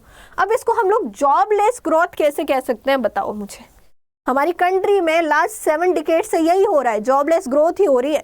हमारी कंट्री में बच्चा 2% की क्या हुई है, एम्प्लॉयमेंट ग्रोथ हुई है, जीडीपी में ग्रोथ अच्छी हुई है, फ्लक्चुएशंस हुए हैं, पर एम्प्लॉयमेंट में सिर्फ 2% की ग्रोथ हुई है। तो इसका आंसर कैसे लिखेंगे मैम, 3 मार्क्स का क्वेश्चन है हमारा ये। A jobless growth happen when production takes place using capital intensive method. अगर हम बात करें कि जॉबलेस ग्रोथ क्यों इतनी बढ़ रही है हमारी कंट्री में, तो बच्चों सिंपल सी बात है, जॉब किसको मिलती है, लोगों को मिलती है, मशीन को तो मिलती नहीं है। मशीन को जॉब मिलती है क्या, मशीन को तो हम खरीद के लाते हैं, लोगों को हम खरीदते थोड़ी ना है, वो हमारे पास हमेशा थोड़ी ना रहते हैं, ठीक है। अब बच्चों जो कैपिटलिस्ट गुड्स हैं, जो कैपिटल गुड्स हैं, जैसे मशीनरीज हो गई, वो क्या ले रहे हैं, वो लोगों की जगह ज़्यादा यूज़ आ रही है, इसलिए बच्चों यहाँ पे मशीन बढ़ती जा रही है, लोग नहीं बढ़ रहे, लोगों को एम्प्लॉयमेंट नहीं मिल रहा, ठीक है। ग्रोथ जो हो रही है बच्चों किस वजह से हो रही है, कि जो कैपिटल इंटेंसिव मेथड है, जो मशीनरीज है, वो उनका ज़्यादा यूज़ हो रहा है। Such a jobless growth is a dangerous for the economy, but यहाँ पे बच्चों जो जॉबलेस ग्रोथ है वो क्या है बच्चों, डेंजरस है हमारी इकोनॉमी के लिए। क्यों, क्योंकि बच्चों लोगों को एम्प्लॉयमेंट नहीं मिल रहा, लोगों की इनकम नहीं हो रही, पर पर गुड्स और सर्विसेज कंटिन्यूसली बढ़े जा रही है। क्यों है? अगर हम बात करें, first, unless employment is generated in the economy, poverty can't be eradicated। ठीक है, अगर हम बात करें, भले क्या हो रहा हो, ग्रोथ हो रही हो, पर इससे एम्प्लॉयमेंट तो जनरेट नहीं हो रहा। अब एम्प्लॉयमेंट जनरेट नहीं हो रहा इकोनॉमी में, यानी पॉवर्टी कम नहीं होगी।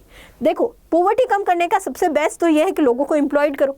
जब लोग खुद कमाना सीखेंगे तब पॉवर्टी क्या होगी, धीरे धीरे कम होगी। एक तो ये चीज़ है। Without employment people will not have a income. Without income, who will buy the goods and services? It will lead to depression in a economy। अब बच्चों, भले गुड्स और सर्विसेज प्रोड्यूस कर दो, जब तक लोगों के पास पैसा नहीं है, भाई एम्प्लॉयड नहीं होंगे तो पैसा नहीं आएगा। जब पैसा नहीं आएगा तो उस कंडीशन में क्या होगा, वो गुड्स और सर्विसेज परचेज कौन करेगा? कौन परचेज करेंगे? इंडस्ट्री वापस खुद का गुड्स थोड़ी ना परचेज करेगी, नहीं करेगी। सो मैम, इस कंडीशन में क्या होगा, इस कंडीशन में गुड्स सेल होगा नहीं, और फिर क्या हो जाएगी, डिप्रेशन की कंडीशन आ जाएगी इकोनॉमी में। ठीक है, डिप्रेशन की कंडीशन हो जाएगी इकोनॉमी में। डिप्रेशन की कंडीशन में क्या होता है, जो एग्रीगेट सप्लाई है वो ज़्यादा है मैम एग्रीगेट डिमांड से। ठीक है, इसको हम डिप्रेशन की कंडीशन कहेंगे। जो ग्रेट डिप्रेशन आया था वो इसी के उसमें आया था। ठीक है, ग्रेट डिप्रेशन जो आया था वो ऐसे ही आया था। क्लियर है? क्लियर है बच्चा? जल्दी से बता दो, इतना क्लियर है? फटाफट से बताओ, फटाफट से बता दो, क्लियर है? अरे जल्दी जल्दी करना है, अभी 7th क्वेश्चन ही आया है और 1 घंटा बीत गया है ना। हाँ, बता दो मुझे, फटाफट से थम्स अप कर दो कि मैम क्लियर है। क्लियर है मैम, सिंपल सा ही है। ठीक है, अब बढ़ जाते हैं आगे, next question. Okay, case study, ध्यान से पढ़ते हैं। थोड़ी बड़ी केस स्टडी है, क्योंकि थोड़ी सी लॉन्ग केस स्टडी है बच्चों। हमारा जो सैम्पल पेपर आया था उसमें भी थोड़ी लॉन्ग केस स्टडी थी और इसमें भी थी। ठीक है, अब मैं तो पढ़ ही रही हूँ, मेरे साथ साथ आप भी पढ़ना, और पॉज करके 1 मिनट में पूरी केस स्टडी पढ़ने की कोशिश करना, और बच्चों इसके जो की पॉइंट्स हैं वो निकालने की कोशिश करना, तभी केस स्टडी सॉल्व होगी। ठीक है, केस स्टडी क्या कह रही है, दिख तो रहा है ना सभी बच्चों को? ठीक है, अगर नहीं दिख रहा तो थोड़ी सी ऐसे कर लेना। ठीक है, अगर कोई वर्टिकल लेके बैठा है तो हॉरिजॉन्टल कर लेना अपनी स्क्रीन को। Read the following text carefully and answer question number 8 और 9 given below. India and China. ठीक है, यहाँ पे बच्चों किसके बारे में है, यहाँ पे जो 8 और 9 जो क्वेश्चन है वो हमें केस स्टडी पे क्वेश्चन को करना है सॉल्व। इंडिया और चाइना की बात कर रहे हैं। इंडिया और China command special attention not just Asia, for example in Asian Pacific Economic Corporation APEC form and the Council of Security Cooperation in Asia Pacific, but also in the global economy। ठीक है, Asia और बच्चों क्या करा है, China ने, sorry India और China ने क्या करा है, यहाँ पे स्पेशल कमांड जो है वो अटेंड की है। उन्होंने एशिया को अट्रैक्ट किया है। कैसे करा है, सिर्फ एशियन पैसिफिक इकोनॉमिक कॉर्पोरेशन से ही नहीं करा है, बल्कि जो सिक्योरिटी कॉर्पोरेशन जो एशिया पैसिफिक है इनसे भी यहाँ पे अट्रैक्ट हुआ है। Global economy in the binomial and multi-country consultative summit meeting known as G20, which is acquired growing importance of the international areas। ठीक है, उसके बाद में बच्चों जो बाइनेमियल है या फिर मल्टी कंट्रीज जो कंसल्टेटिव है उसकी सबमिट हुई थी G20 में। सो उससे भी क्या हुआ, वो भी बहुत अच्छा इंटरनेशनल क्या था, सबमिट था। चाइना इंडिया आज the world 2 most popularise country. अब बच्चों इंडिया और चाइना क्या है, सबसे ज़्यादा पॉपुलेशन वाली कंट्री है, ये तो सब जानते हैं। There have sustained the world highest annual gross domestic product GDP growth rate over the past decade 9% for China and 6 और 7% फॉर इंडिया। वही बच्चों सबसे ज़्यादा पॉपुलेशन वाली कंट्री तो होती है, उसके साथ साथ हमारी कंट्री क्या है, उसकी जो एनुअल ग्रोथ रेट है GDP में मैम वो भी बहुत हाई है। अगर हम चाइना की बात करें तो अगर हम लास्ट 5 डिकेड्स की बात करें तो चाइना की जो GDP थी उसमें ग्रोथ कितनी थी, 9% की थी। वहीं इंडिया में 6 to 7% की ग्रोथ थी। The 2 countries have been among the world most successful in weathering the challenges of the global economic great recession since 2008। वहीं बच्चों ये दोनों जो कंट्रीज है बच्चों जो बहुत सक्सेसफुल हुई थी किस ड्यूरेशन में, जो ग्लोबल इकोनॉमिक ग्रेट रिसेशन हुआ था 2008 में, जहां बड़ी बड़ी इकोनॉमी को बहुत ज़्यादा धक्का लगा था। वहीं इंडिया और चाइना क्या हुई थी बच्चों, यहाँ पे सक्सेसफुल रही, उसने यहाँ पे मुकाबला किया उससे। China has accomplished this through a combination of large government stimulus program as a share of GDP twice as large as that of United States. अब जो चाइना ने अपने जो गोल थे वो कैसे यहाँ पे अकम्प्लिश किए, बहुत सारे प्रोग्राम चलाए जिससे कि उसकी जो GDP थी बच्चों यूनाइटेड स्टेट से भी डबल डिजिट में क्या थी बच्चों यहाँ पे शो हो रही थी GDP. And effective infrastructure building program, और यहाँ पे क्या करा, इफेक्टिव इंफ्रास्ट्रक्चर और बिल्डिंग प्रोग्राम चलाए. India similarly successful efforts in a sustain rapid growth despite the global recession have been due to its lesser dependence on export to drive its economy and an expansion of the domestic demand. ठीक है, वहीं बच्चों India की बात करें, India भी similarly China की तरह क्या हुआ, सक्सेसफुल हुआ. इसमें भी क्या हुआ, सस्टेनेबल रैपिड ग्रोथ हुई, ग्लोबल रिसेशन से ये बचता रहा. ठीक है, क्योंकि बच्चों हम क्या करते हैं, हम यहाँ पे हमारी जो एक्सपोर्ट पे जो डिपेंडेंस है वो कम है, इसकी वजह से हम लोग बचे रहे. आगे हम देखेंगे बच्चों, the two countries arguably have the greatest influence and the leverage among the 10 emerging market. ठीक है, कंट्रीज इन G20. वहीं बच्चों ये दोनों कंट्रीज जो थी बच्चों वो ग्रेटेड इन्फ्लुएंस करा है इन्होंने, जो G20 का जो मार्केट था उसमें इसने इन्फ्लुएंस करा है. Their joint influence has been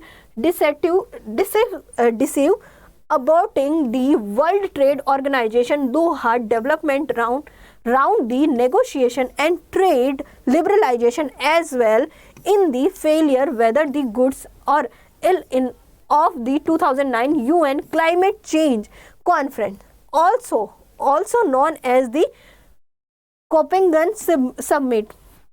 China has become the world's largest source of net capital outflow. ठीक है, वुल्फ फोर्थकमिंग. ठीक है, अगर हम बात करें बच्चों यहाँ पे इंडिया और चाइना की कंडीशन बता रखी है, एक इंटरनेशनल ऑर्गेनाइजेशन के साथ किस तरह से सबमिट है, इस पे ये पूरा आर्टिकल है. मैं इसको केस स्टडी नहीं कहूँगी, मैं इसको आर्टिकल कहूँगी. ठीक है, ये यहाँ पे पूरा बता रखा है कि किस तरह से WTO में ऑर्गेनाइजेशन में जो यहाँ पे बच्चों सबमिट हुए थे उसमें किस तरह से रिप्रेजेंट था, किस तरह से क्या हुआ था, इसके बारे में बताया. अभी केस स्टडी खत्म नहीं हुई है, अभी देखेंगे. ठीक है, ओके, एक बार इसको या तो आप स्क्रीनशॉट ले लो इसको, या फिर इसको एक बार ये जो स्क्रीन है इसको पॉज करो और इसको फिर से पढ़ो, 1 मिनट के लिए पढ़ो, और जब पढ़ लोगे ना तो मेरे को बता देना कि मैम पढ़ लिया हमने.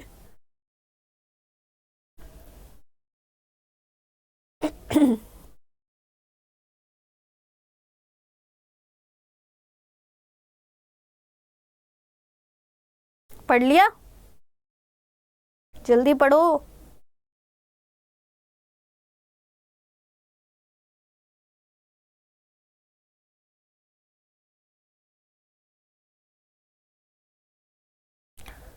पढ़ लिया, चलो नेक्स्ट.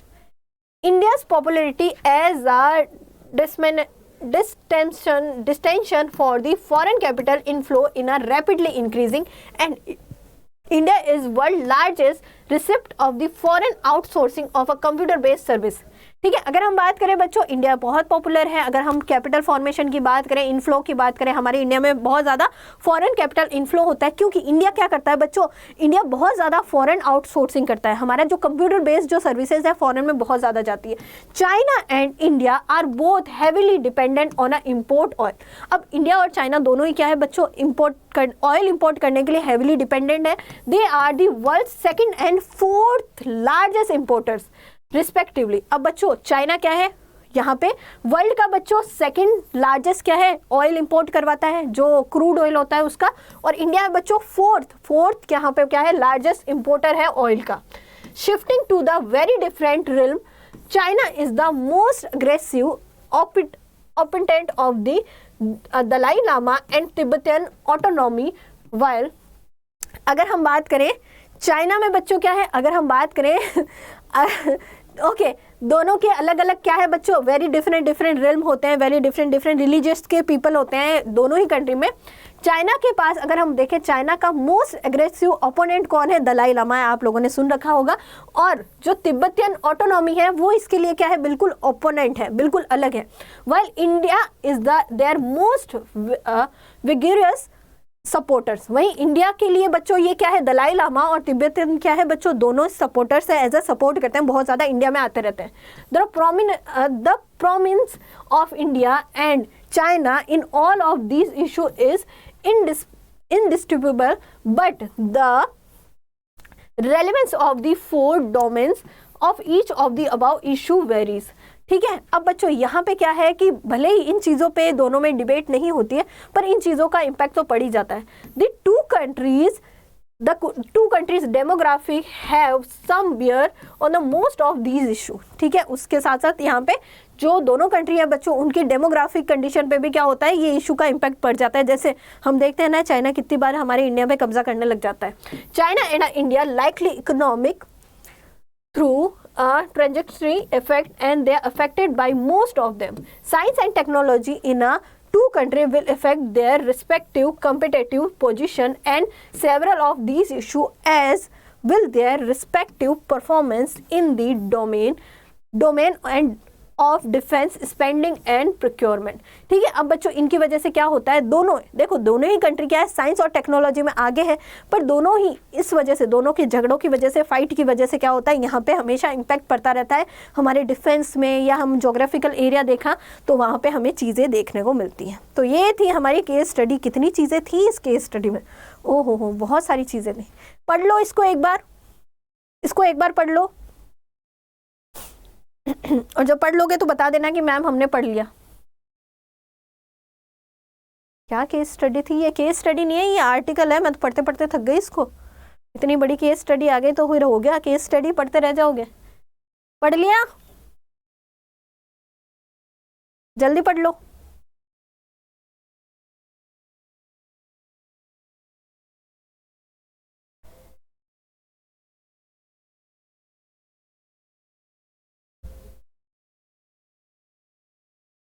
पढ़ लिया, चलो अब देखते हैं क्वेश्चन क्या कह रहा है। Mention the strategies followed by India and China which help them to maintain a high growth rate for decades.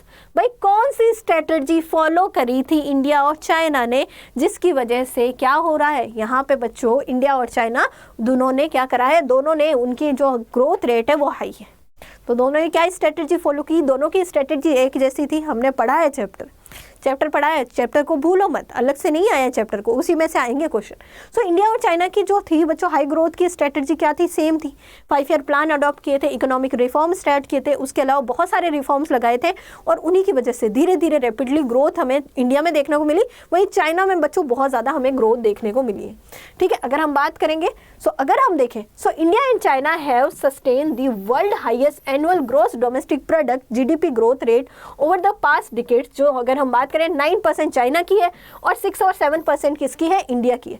The two country have been among the world most successful in weathering the challenge of the global economy recession since 2008। जो 2008 में जो recession आया था, उससे बच्चों हमारा जो successful हो गया था। क्यों हुआ था? क्योंकि हमारी पूरी एक्सपोर्ट पे क्या है, पूरी इकोनॉमी एक्सपोर्ट पे डिपेंड नहीं है। ठीक है, इंडिया की, चाइना की जो बच्चों अगर हम देखें पूरी की पूरी इकोनॉमी वो पूरे एक्सपोर्ट पे डिपेंड नहीं है। ठीक है, China has accomplished this through a combination of a large government stimulus program and an effective infrastructure building program। ठीक है, अब चाइना कैसे बचा रहा? भाई चाइना में इतनी ग्रोथ रेट क्यों है? क्योंकि चाइना में क्या है बच्चों, गवर्नमेंट स्टेबिलिटी है। चाइना में वन पार्टी नॉर्म्स चलता है, वन पार्टी जो है बच्चों वो रूल करती है। ठीक है, वहाँ पे बच्चों गवर्नमेंट क्या करती है, ग्रोथ के लिए बहुत सारे प्रोग्राम्स चलाती है, और इसके अलावा वहाँ का जो इंफ्रास्ट्रक्चर है बच्चों वो उसमें इफेक्टिव बिल्डिंग हो रखी है, वो अच्छे से बन रखा है। India similarly successful efforts in a sustain rapid growth despite the global recession have been due to the lesser dependence on export to drive its economy and expansive of domestic demand। ठीक है, हमारे यहाँ पे क्यों बचे रहे हम लोग इसीलिए बचे रहे क्योंकि मैम हमारे क्या है, हमारे इंडिया में हमारी जो इकोनॉमी है वो एक्सपोर्ट पे डिपेंड नहीं है। अगर एक्सपोर्ट पे डिपेंड होती तो हम भी बर्बाद हो चुके होते उस टाइम, बट हमारी इंडियन इकोनॉमी जो है एक्सपोर्ट पे डिपेंड नहीं है, बल्कि हम क्या करते थे, हमारी जो डोमेस्टिक डिमांड है उसको एक्सपेंड करते रहते हैं ताकि क्या हो, प्रोडक्शन ज़्यादा हो। और इसी वजह से इंडिया और चाइना बच्चों क्या है, उनमें रैपिड ग्रोथ होती रही। ठीक है, ऑलरेडी ये पूरा जो दिया हुआ है वही लिखा है हमने। केस स्टडी से बाहर कुछ भी नहीं लिखा है, जो केस स्टडी में दिया हुआ है वही लिखा है। नेक्स्ट क्वेश्चन क्या कह रहा है, mention some of the domains which are relevant for the context of two country. भाई कौन कौन से डोमेन है जो कि दोनों कंट्री के लिए को रिलेटेंट है। अगर हम बात करें, so the two country demographic have some bearing the most of the economic issue. भाई इनके इकोनॉमिक इशू बनाने हैं, दोनों के बताने हैं कौन कौन से। पहला है बच्चों, अगर हम डेमोग्राफिक इंडिकेटर्स पे देखें, China and India likely economic growth trajectories affect and are affected by most of them। ठीक है बच्चों, इंडिया और चाइना की जो इकोनॉमिक ग्रोथ है वो क्या करती है, एक दूसरे को इफेक्टेड करती रहती है, ठीक है, या फिर दूसरों को भी करती रहती है। Science and technology in the two country will affect their respective competitive position in a several of these issue. इसके अलावा हमारा जो साइंस और टेक्नोलॉजी है बच्चों, दोनों ही कंट्रीज की वो क्या होती है, आपस में भिड़ती रहती है, एक दूसरे को इफेक्ट करती रहती है। ठीक है, जैसे इंडिया में चाइनीज प्रोडक्ट बहुत जल्दी आ जाते हैं। ठीक है, क्यों आते हैं, क्योंकि साइंस और टेक्नोलॉजी बच्चों वहाँ पे बहुत ज़्यादा डेवलप हो गई है और वो चाहते हैं कि इंडियंस भी क्या करें, उसको खरीदें। As well their respective performance in the domain in a defence spending and procurement. उसके अलावा बच्चों दोनों ही कंट्री का अपना जो है अपना डिफेंस पे या प्रोक्योरमेंट में यहाँ पे बच्चों जो परफॉर्मेंस है उस पर भी क्या होता रहता है, हमेशा इश्यूज बने रहते हैं। क्लियर है, बता दो बच्चों, जल्दी से बता दो कि मैम क्लियर है। दोनों ही क्वेश्चन बच्चा हमने कर लिया। थोड़ी सी केस स्टडी थोड़ी सी हार्ड थी, वैसे इतनी हार्ड केस स्टडी आएगी नहीं इतनी, पर हाँ ये लगा सकते हैं इस चैप्टर में से केस स्टडी आ सकती है। जो चैप्टर नंबर 10 है, देखो कौन से चैप्टर से केस स्टडी आ सकती है ये मैं बता देती हूँ। पहली बात देखो किस किस की प्रोबेबिलिटी है। Chapter number 10 comparative economic development of India and it's neighbour. इसके अलावा हेल्थ इंफ्रास्ट्रक्चर से केस स्टडी आने के चांसेस है, क्योंकि सिलेबस में ऑलरेडी गिवन है कि हेल्थ इंफ्रास्ट्रक्चर से केस स्टडी आ सकती है। वो हमारा चैप्टर नंबर कौन सा था, चैप्टर नंबर हो गया 8। चैप्टर नंबर 10 और 8 में से आने की पूरी प्रोबेबिलिटी है कि आ सकता है। ठीक है, पूरे चांसेस हैं आने के। इन दोनों में से तो आएगा ही, क्योंकि ये तो बच्चों हमारे सैंपल पेपर में भी आया था जो सीबीएसई ने दिया था। ठीक है, क्लियर है बच्चा, सभी बच्चों को क्लियर है? कोई ऐसा तो नहीं है जिसको क्लियर नहीं है कि मैम हमें समझ में नहीं आया? सारों को हो गया ना?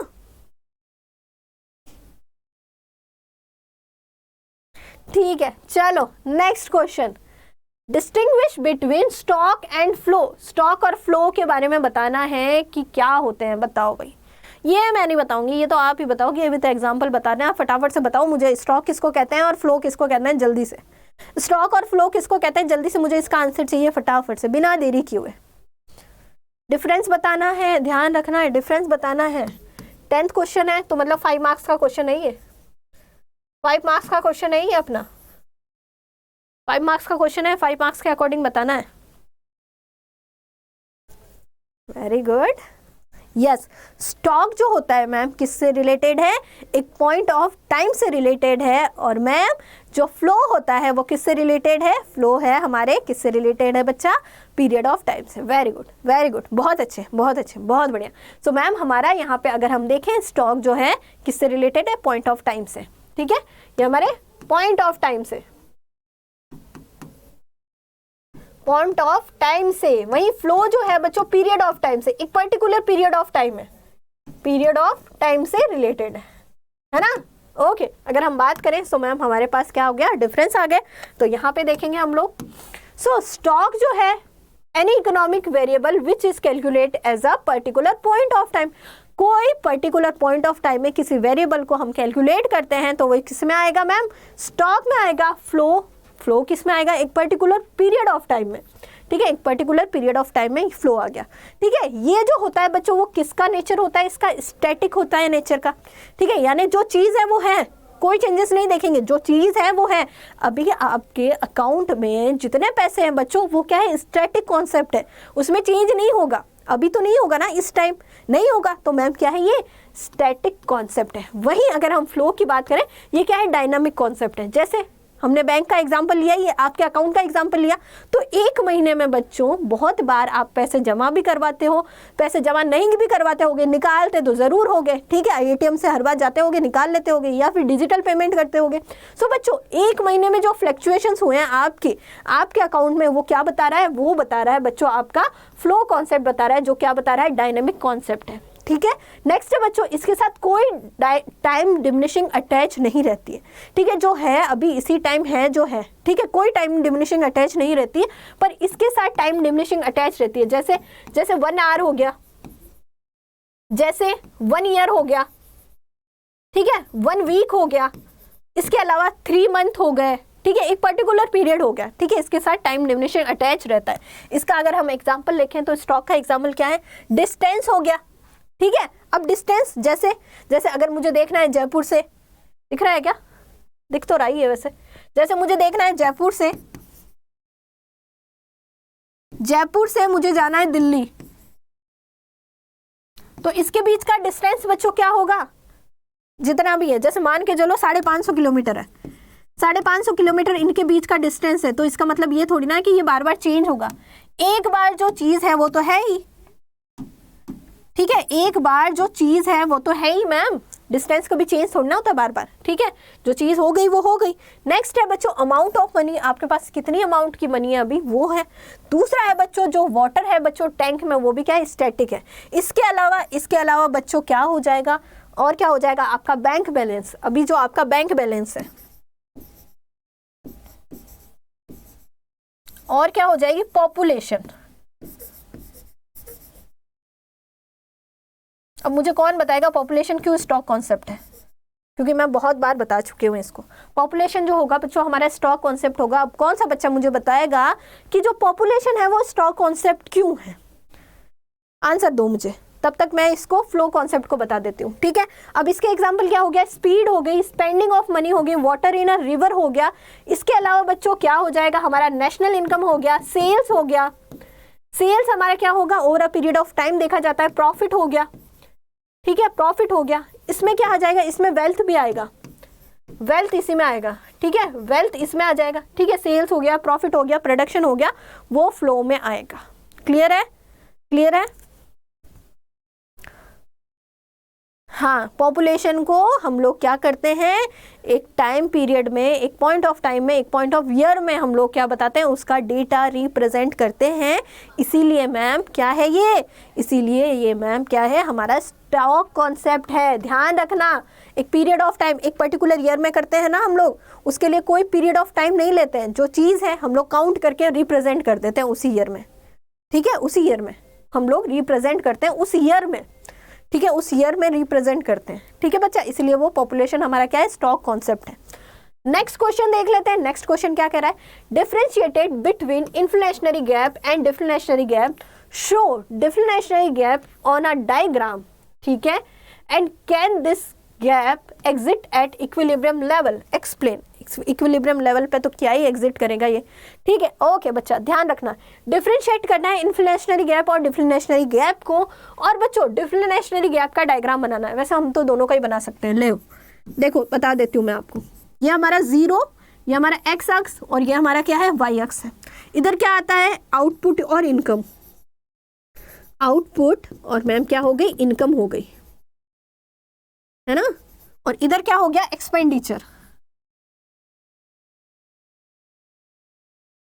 ठीक है, यहाँ क्या हो गया, एक्सपेंडिचर हो गया। अब बच्चों हमारा एग्रीगेट सप्लाई का कर्व कैसे बनेगा, एग्रीगेट सप्लाई का कर्व कैसे बनेगा, ऐसे बनेगा मैम, 45 डिग्री का हमारा यहाँ पे कर्व बन गया, हमारा एग्रीगेट सप्लाई का कर्व बन गया, 45 डिग्री का हमारा एग्रीगेट सप्लाई का कर्व बन गया। एग्रीगेट डिमांड बताओ, ये रहा मैम एग्रीगेट डिमांड, ठीक है, एग्रीगेट डिमांड ये रहा। इक्विलिब्रियम कहाँ है, इक्विलिब्रियम कहाँ है, इक्विलिब्रियम मैम यहाँ है, कहाँ है, इक्विलिब्रियम यहाँ है। इतना पता है ना, इक्विलिब्रियम में क्या होता है, एग्रीगेट डिमांड और एग्रीगेट सप्लाई क्या होगी, इक्वल होगी, है ना, हाँ हाँ बिल्कुल, एग्रीगेट डिमांड और एग्रीगेट सप्लाई क्या होगी, इक्वल होगी। अब सबसे पहले बात करते हैं बच्चों किसकी, इन्फ्लेशनरी गैप की या फिर एक्सेस डिमांड की। इन्फ्लेशनरी गैप का मतलब क्या है, एक्सेस डिमांड से है मैम। अब देखो यहाँ पे इन्फ्लेशनरी गैप या एक्सेस डिमांड क्या कहता है, एग्रीगेट जो डिमांड है बच्चों वो ज़्यादा होती है किससे, एग्रीगेट सप्लाई पे।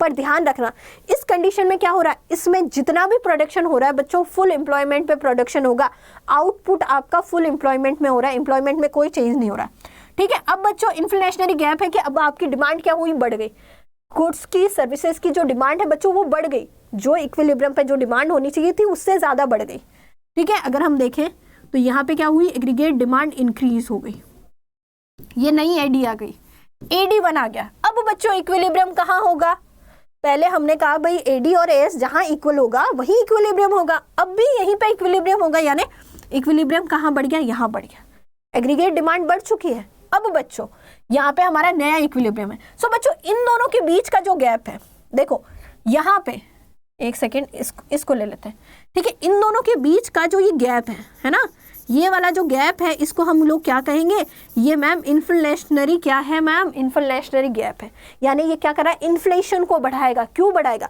अगर डिमांड ज़्यादा हो गई सप्लाई से, मतलब क्या होगा, प्रोडक्ट्स की प्राइस बढ़ेगी, प्रोडक्ट्स की प्राइस बढ़ने का मतलब है क्या होना, इन्फ्लेशन होना, है ना, इन्फ्लेशन होना, ये वाला इन्फ्लेशनरी गैप है ना बच्चा। वैसे ही हम लोग डिफ्लेशनरी गैप भी बना लेते हैं, डिफ्लेशनरी गैप भी बना लेते हैं, कैसे बनाएंगे, सिंपल है मैम, इसी का जस्ट उल्टा कर देते हैं, 0x और ये y, आउटपुट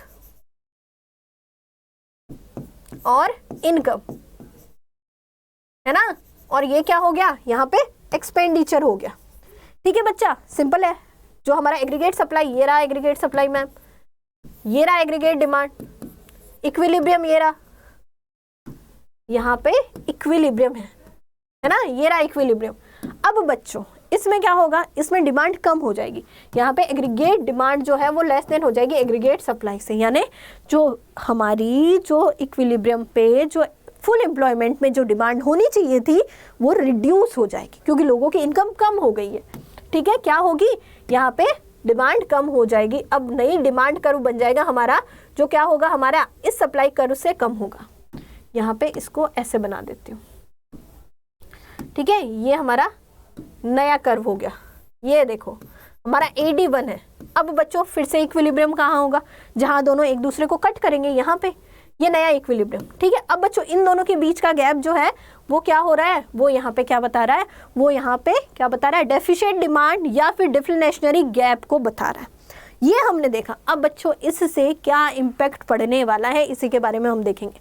फुल एम्प्लॉयमेंट है, बिल्कुल एम्प्लॉयमेंट फुल है, बट जितने लोग काम करना चाह रहे हैं उन सबको काम मिला हुआ है, ये फुल एम्प्लॉयमेंट की कंडीशन है। हमने देख लिया ये कौन सी कंडीशन है, इन्फ्लेशनरी गैप है ये। ठीक है, क्या है ये, इन्फ्लेशनरी गैप है।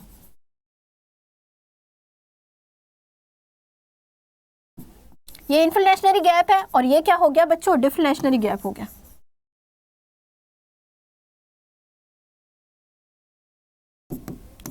ठीक है, अब इसको सही कैसे करना है, इसके आप मुझे क्या दोगे, अगर हमारे पास इन्फ्लेशनरी गैप है तो उसको सही कैसे करना है, और हमारे पास डिफ्लेशनरी गैप है तो उसको सही कैसे करना है, दो मेथड मुझे सब बताएंगे इसके बारे में। तब तक मैं बच्चों यहाँ पे इन्फ्लेशनरी गैप को डिस्कस कर लेती हूँ। इन्फ्लेशनरी गैप को मैं यहाँ पे डिस्कस कर लेती हूँ। सबसे पहले हम लोग इन्फ्लेशनरी गैप को डिस्कस करेंगे। सभी बच्चों को दिख रहा होगा ना, क्लियर, थोड़ा सा इसको जूम कर लेना तो आपको दिख जाएगा। ठीक है, अगर हम इन्फ्लेशनरी गैप करें तो बात करेंगे when an economic aggregate demand exceed aggregate supply at a full employment। Full employment level पे अगर एग्रीगेट डिमांड जो है बढ़ जाती है बच्चों किससे, एग्रीगेट सप्लाई से, तो उसको हम क्या कहेंगे, इन्फ्लेशनरी गैप कहेंगे। The demand is set to be excess demand, जिसको हम एक्सेस डिमांड भी कहेंगे।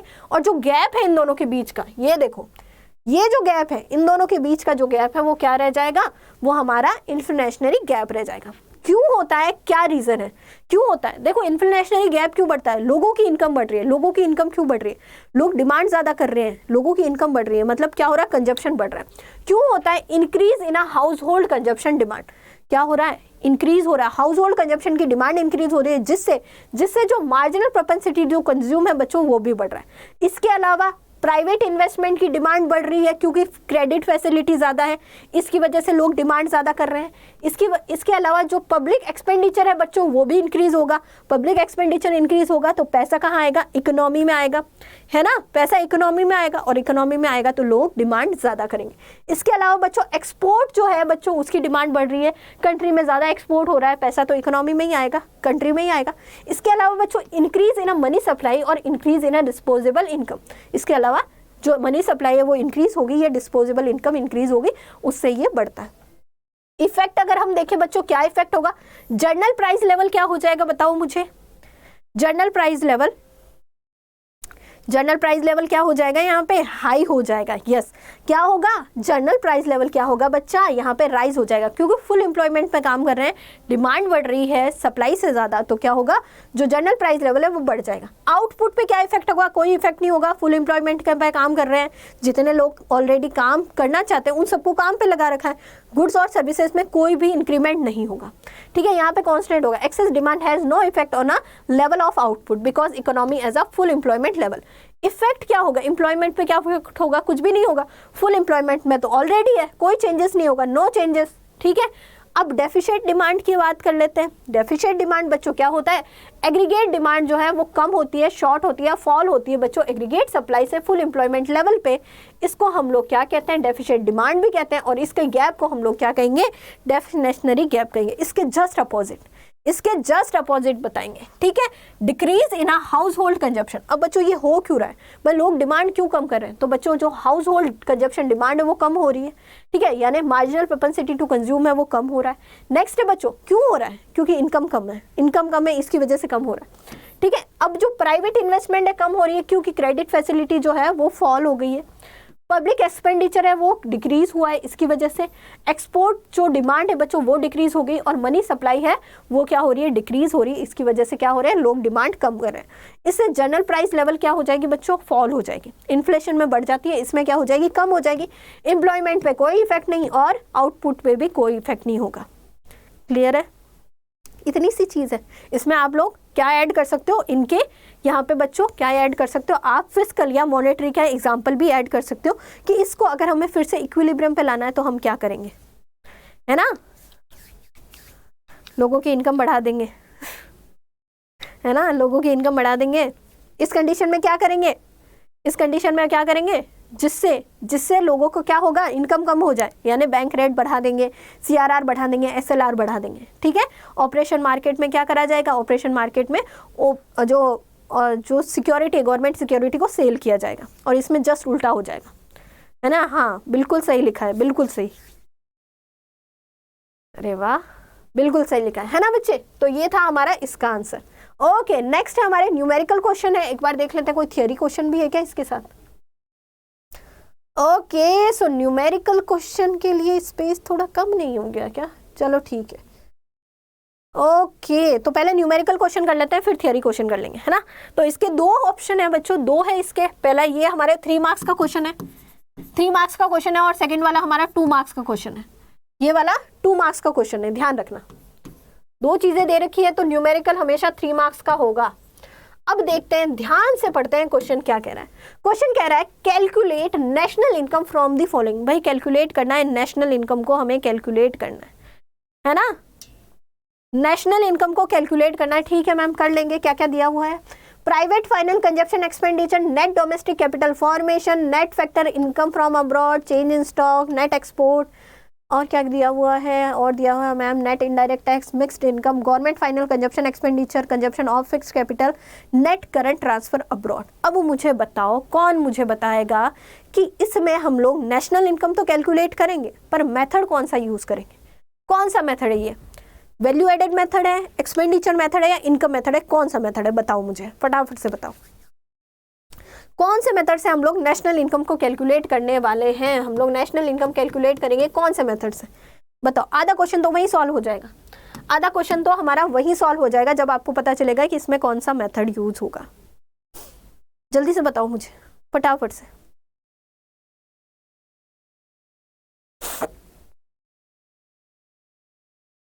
Yes, very good. कौन सा मेथड है मैम, एक्सपेंडिचर मेथड है मैम। यस, एक्सपेंडिचर मेथड में अगर हमें कैलकुलेट करनी है बच्चों नेशनल इनकम, तो हम क्या करते हैं, सिंपल सी बात है, सबसे पहले हमारी इकोनॉमी के जितने भी सेक्टर है उन सबका एक्सपेंडिचर, फाइनल एक्सपेंडिचर को हम ऐड करेंगे, तो हमारे पास क्या आ जाएगा, GDP एट MP आ जाएगा।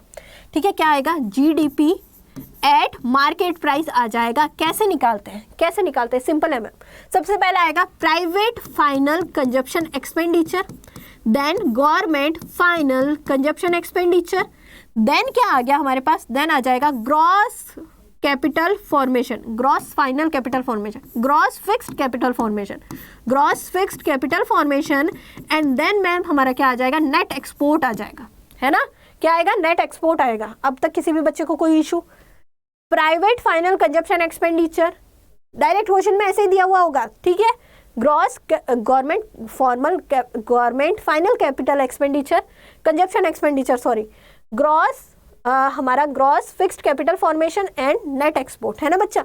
अब देखो एक एक चीज करके लिख दो। Private final consumption expenditure given है मैम कितना है 500 का, कितना गिवन है 500। नेक्स्ट है बच्चों गवर्नमेंट फाइनल कंजप्शन एक्सपेंडिचर, ये गिवन है मैम कितना है 200 का, 200 का गिवन है। Then gross fix capital formation, gross fix capital formation given है क्या क्वेश्चन में, गिवन है क्या क्वेश्चन में, मुझे बताएगा कोई। Gross fix capital formation given है क्या क्वेश्चन में, हम कहेंगे नहीं मैम, क्वेश्चन में गिवन नहीं है। हमारे पास net domestic capital formation given है, net domestic fixed capital formation given है मैम। अब बच्चों किसी चीज को हमें किसी चीज को नेट से ग्रॉस में कन्वर्ट करना है तो हम क्या करेंगे, किसी चीज को हमें नेट से ग्रॉस में कन्वर्ट करना है तो हम क्या करेंगे, बताओ मुझे जल्दी से, कितनी बार बता दिया मुझे, बताओ क्या करेंगे हम लोग, जल्दी बताओ क्या करेंगे हम लोग, जल्दी बताओ।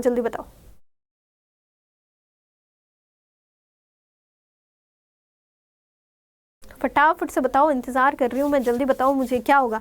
अगर हमें किसी चीज को, देखो हमें पता है ग्रॉस से नेट में अगर हमें कन्वर्ट करना है, ग्रॉस से नेट में अगर हम कन्वर्ट करेंगे तो हम क्या करेंगे, यहाँ पे सिंपली मैम क्या करेंगे, यहाँ पे हम लोग देखो ग्रॉस से नेट में कन्वर्ट करते हैं तो हम लोग क्या करते हैं, इनडायरेक्ट टैक्स को माइनस कर देते हैं, सॉरी डेप्रिसिएशन को माइनस करते हैं, डेप्रिसिएशन को क्या करते हैं मैम, माइनस कर देते हैं, हम लोग डेप्रिसिएशन को माइनस कर देते हैं। अगर बच्चों इसी चीज को उल्टा करना हो, वेरी गुड, क्या करेंगे हम लोग, डेप्रिसिएशन को ऐड करेंगे। इसी चीज को अगर उल्टा करना हो, यानी नेट को अगर ग्रॉस में हमें चेंज करना हो, कन्वर्ट करना हो, तो हम लोग क्या करेंगे, डेप्रिसिएशन को ऐड कर देंगे।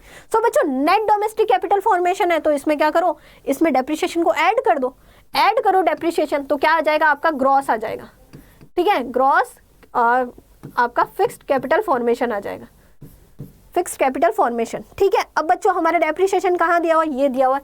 कंजप्शन ऑफ फिक्स्ड कैपिटल हमारा क्या होता है, डेप्रिसिएशन होता है। कितना है 60 है, ये कितना है 100 है, तो 60 और 100 कितना हो गया 160, ठीक है। यहाँ पे कितना हो जाएगा 160 हो जाएगा, 60 और 100 कितना हो जाएगा 160 हो जाएगा। क्यों ऐड किया, क्योंकि बच्चों हमें नेट से क्रॉस में कन्वर्ट करना था। नेट है बच्चों नेट एक्सपोर्ट, नेक्स्ट है नेट एक्सपोर्ट, ये गिवन है मैम कितना है 40, गिवन है 40। अब कर दो ऐड, चलो कर दो ऐड, इतनी इजी कैलकुलेशन है भाई, चलो करो ऐड, कितना आएगा 5 + 2 7, 7 प्लस यहाँ पे आ गया बच्चों 2, तो यहाँ पे आ जाएगा 900, ठीक है। 900 हमारा क्या आ जाएगा, जीडीपी आ जाएगा, जीडीपी एट मार्केट प्राइस कितना आ गया हमारा 900 आ गया, जीडीपी एट मार्केट प्राइस कितना आ गया बच्चों 900 आ जाएगा। क्लियर है, देखो इधर इसको ऐसे थोड़ा सा इधर लिख देती हूँ, इसको थोड़ा सा इधर लिख देती हूँ, 900 आ जाएगा। अब बच्चों नेक्स्ट स्टेप क्या है, नेशनल इनकम कैलकुलेट करनी है, तो कैसे करेंगे, नेशनल इनकम कैलकुलेट करनी है तो मैम हम क्या करेंगे, एनएनपी एट फैक्टर कॉस्ट, ये हमारा एनएनपी एट फैक्टर कॉस्ट है, एनएनपी एट फैक्टर कॉस्ट है। कैसे निकालेंगे, सिंपल है ma'am, GDP at market price minus. अब बच्चों सबसे पहला काम क्या होगा, सबसे पहले हमें मार्केट प्राइस को फैक्टर कॉस्ट में कन्वर्ट करना है। मार्केट प्राइस को अगर हम फैक्टर कॉस्ट में कन्वर्ट करेंगे तो हमें क्या करना पड़ेगा, नेट इनडायरेक्ट टैक्स को मैम क्या करो, पहले नेट इनडायरेक्ट टैक्स को माइनस करो।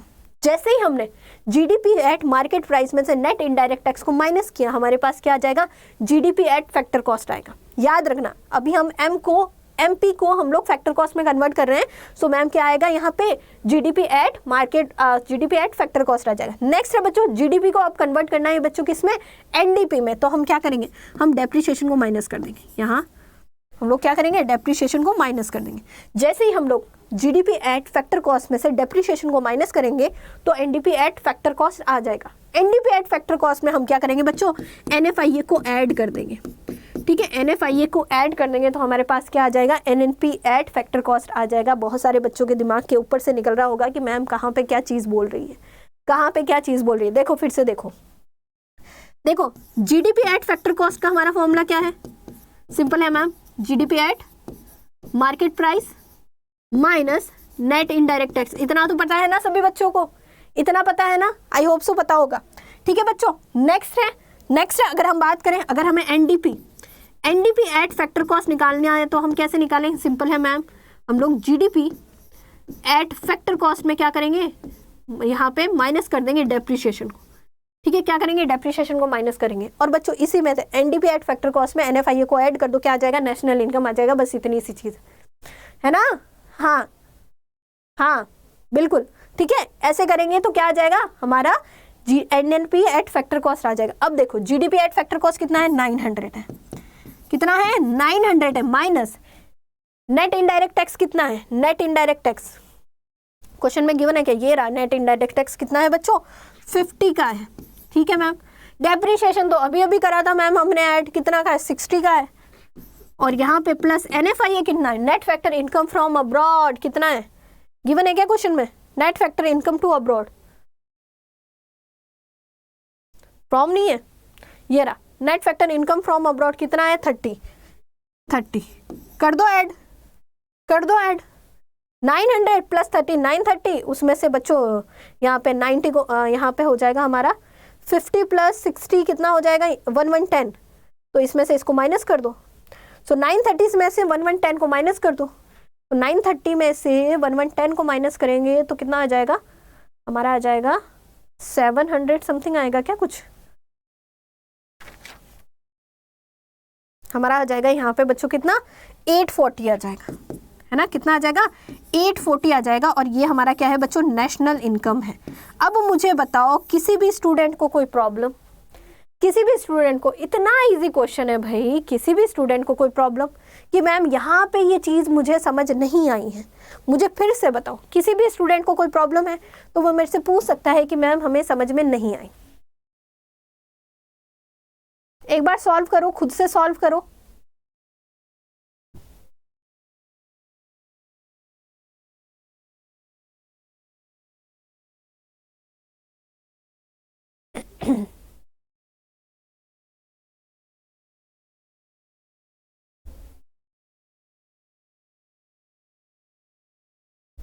चलो फिर से बताती हूँ, मैं फिर से बताती हूँ, बहुत सारे बच्चे जो बाद में ज्वाइन हुए हैं उनको समझ नहीं आ रहा। ठीक है, देखो क्या करना है, हमें निकालना है बच्चों नेशनल इनकम। नेशनल इनकम निकालने का सबसे पहला स्टेप क्या होगा, जीडीपी एट मार्केट प्राइस निकालने। जीडीपी एट मार्केट प्राइस कैसे निकलेगी, private final consumption expenditure, government final consumption expenditure, gross final consumption expenditure और नेट एक्सपोर्ट को हम लोग ऐड करेंगे तो हमारे पास क्या आ जाएगा, जीडीपी एट मार्केट प्राइस आ जाएगा। अब देखते हैं क्वेश्चन में हमें सब चीजें दी हुई है। Private final consumption expenditure given है, कितना है, 500, लिख दिया मैं 500। नेक्स्ट है बच्चों गवर्नमेंट फाइनल कंजप्शन एक्सपेंडिचर 200 दिया हुआ है, 200। ठीक है, ग्रॉस फाइनल कंजप्शन एक्सपेंडिचर कहाँ है, ये रहा। देखो ग्रॉस फाइनल कंजप्शन एक्सपेंडिचर दिया हुआ नहीं है, नेट फिक्स्ड कैपिटल फॉर्मेशन दिया हुआ है, नेट फिक्स्ड कैपिटल फॉर्मेशन दिया हुआ है, कितना दिया हुआ है, 100 दिया हुआ है, 100 दिया हुआ है। अब बच्चों इसको नेट में कन्वर्ट करना है तो हम क्या करेंगे, सिंपल सा है मैम, डेप्रिसिएशन को ऐड कर देंगे नेट में तो वो ग्रॉस बन जाएगा। सो ग्रॉस, हमारा ग्रॉस फिक्स्ड कैपिटल फॉर्मेशन आ गया बच्चों, यहाँ पे इन दोनों को ऐड कर दो, 160 आ गया। और हमारा नेट एक्सपोर्ट गिवन है बच्चों, कितना है यहाँ पे, सिंपल सा है 40 यहाँ पे गिवन है, नेट एक्सपोर्ट हमें 40 गिवन है, ऐड कर दो, सिंपल सा है हमारा 900 आ गया। उसके बाद में अपना फॉर्मूला लगा लो, आ जाएगा आंसर, है ना, आ जाएगा आंसर। चलो क्लियर है सभी बच्चों को, जल्दी से थम्स अप करके बता दो कि मैम क्लियर है, जल्दी से थम्स अप कर दो कि मैम क्लियर है, जल्दी से थम्स अप कर दो कि मैम क्लियर है, फटाफट से, है ना। हाँ अब बढ़ो, अब देखो, अब अगला क्वेश्चन है बच्चों, क्या कह रहा है, What precautions should be taken while estimating national income by the expenditure method? भाई एक्सपेंडिचर मेथड का यूज करते टाइम कौन कौन से प्रिकॉशंस रखने चाहिए, ये हर बच्चे को पता है। सबसे पहले तो इंटरमीडिएट गुड्स को ऐड ही मत करो मैम, ऐड ही नहीं करना है हमें। क्यों नहीं करना है, क्योंकि डबल काउंटिंग होती है इसलिए ऐड नहीं करना। इसके अलावा अगर हम बात करें मैम, जो अगर हम लोग सेल्फ कंजप्शन के लिए कोई गुड्स का परचेज करते हैं, ठीक है, तो उसको भी हम लोग क्या करेंगे, नेशनल इनकम में ऐड करेंगे। जो एक्सपेंडिचर कर रहे हैं उसको हम लोग ऐड करेंगे, पर सेल्फ कंजप्शन के लिए कोई सर्विस ले रहे हैं, ठीक है, कोई सर्विस ले रहे हैं, घर में कोई सर्विस हो रही है तो उसको हम लोग ऐड नहीं करेंगे। ठीक है। इसके अलावा मैम अगर हम देखें तो यहाँ पे प्रिकॉशंस और कौन कौन से हो गए, जो ट्रांसफ़र पेमेंट होते हैं उनको हम लोग ऐड नहीं करेंगे, क्योंकि बच्चों जो यूनिलैटरल होता है उसमें यूनिलैटरल ट्रांजेक्शंस होते हैं, जैसे स्कॉलरशिप दे दी या फिर पेंशन दे दी, इससे क्या होता है कोई प्रोडक्टिव वर्क नहीं हो रहा, सो इसलिए हम लोग ऐड नहीं करेंगे। ठीक है। जो सेकेंड हैंड प्रोडक्ट्स की जो सेल या परचेज है उसमें जो एक्सपेंडिचर हुआ है उसको भी हम लोग ऐड नहीं करेंगे। ठीक है। अगर हम बात करें बच्चों इंटरमीडिएट एक्सपेंडिचर को क्या किया जाता है, अवॉइड किया जाता है। हाँ, डबल काउंटिंग के लिए क्या किया जाता है, अवॉइड किया जाता है। By definition the method is included only final expenditure on a consumption and investment. ठीक है। एक्सपेंडिचर किस पे करना, कंजप्शन और इन्वेस्टमेंट में, उसी को हम लोग ऐड करेंगे। Link in the value added method inclusion of a intermediate expenditure like that in a raw material while mean double counting। ठीक है। सिंपल सी बात है भाई, डबल काउंटिंग होगी किसी भी चीज़ की, इसीलिए हम लोग क्या करते हैं इंटरमीडिएट ट्रांजेक्शन्स को ऐड नहीं करते या इंटरमीडिएट गुड्स को ऐड नहीं करते। Do not include expenditure on second hand goods and financial assets. अब जो सेकेंड हैंड गुड्स है बच्चों उस पर कोई एक्सपेंडिचर करा है, हमने खरीदा है, तो उसको भी हम लोग ऐड नहीं करेंगे। क्यों नहीं करेंगे, क्योंकि जो सेकेंड हैंड गुड्स है वो ऑलरेडी क्या हो चुका है, जो उस टाइम जब वो सेकेंड हैंड गुड्स जब सेल हुआ होगा उसी टाइम नेशनल इनकम में इंक्लूड हो गया होगा, इसीलिए हम लोग इसको इंक्लूड नहीं करते।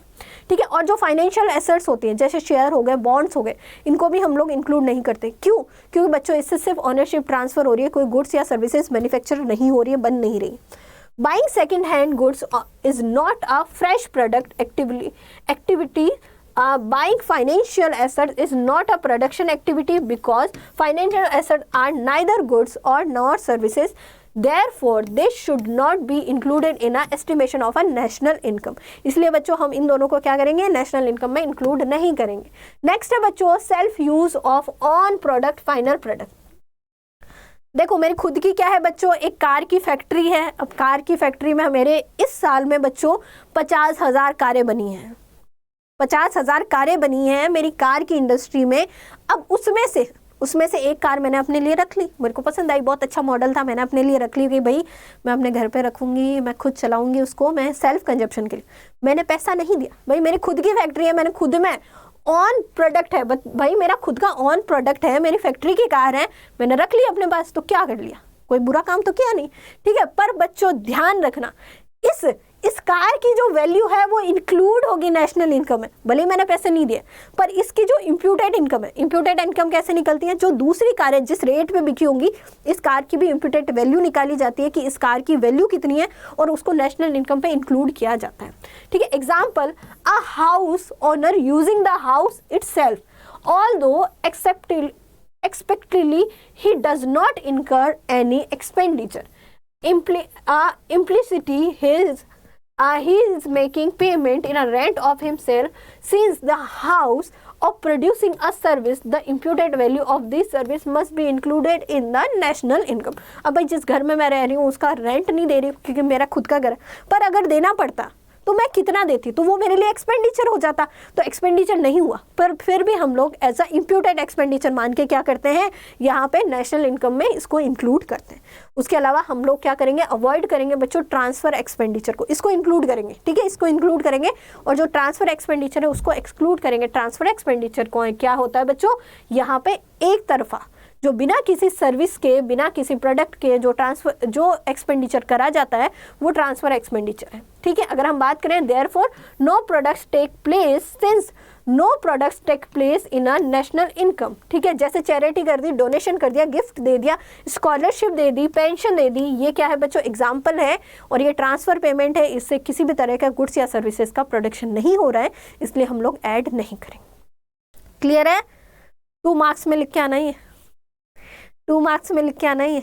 क्लियर है? सभी बच्चों को जल्दी बता दो, मुझे फटाफट से बता दो। फिर बच्चों हमारा लास्ट क्वेश्चन रह गया 13 क्वेश्चन, फिर उसको भी जल्दी से खत्म करते हैं और इस सैंपल पेपर को यहाँ पे पूरा खत्म करते हैं। सैंपल पेपर को हम लोग खत्म करते हैं। क्लियर हो गया? जल्दी से बताओ।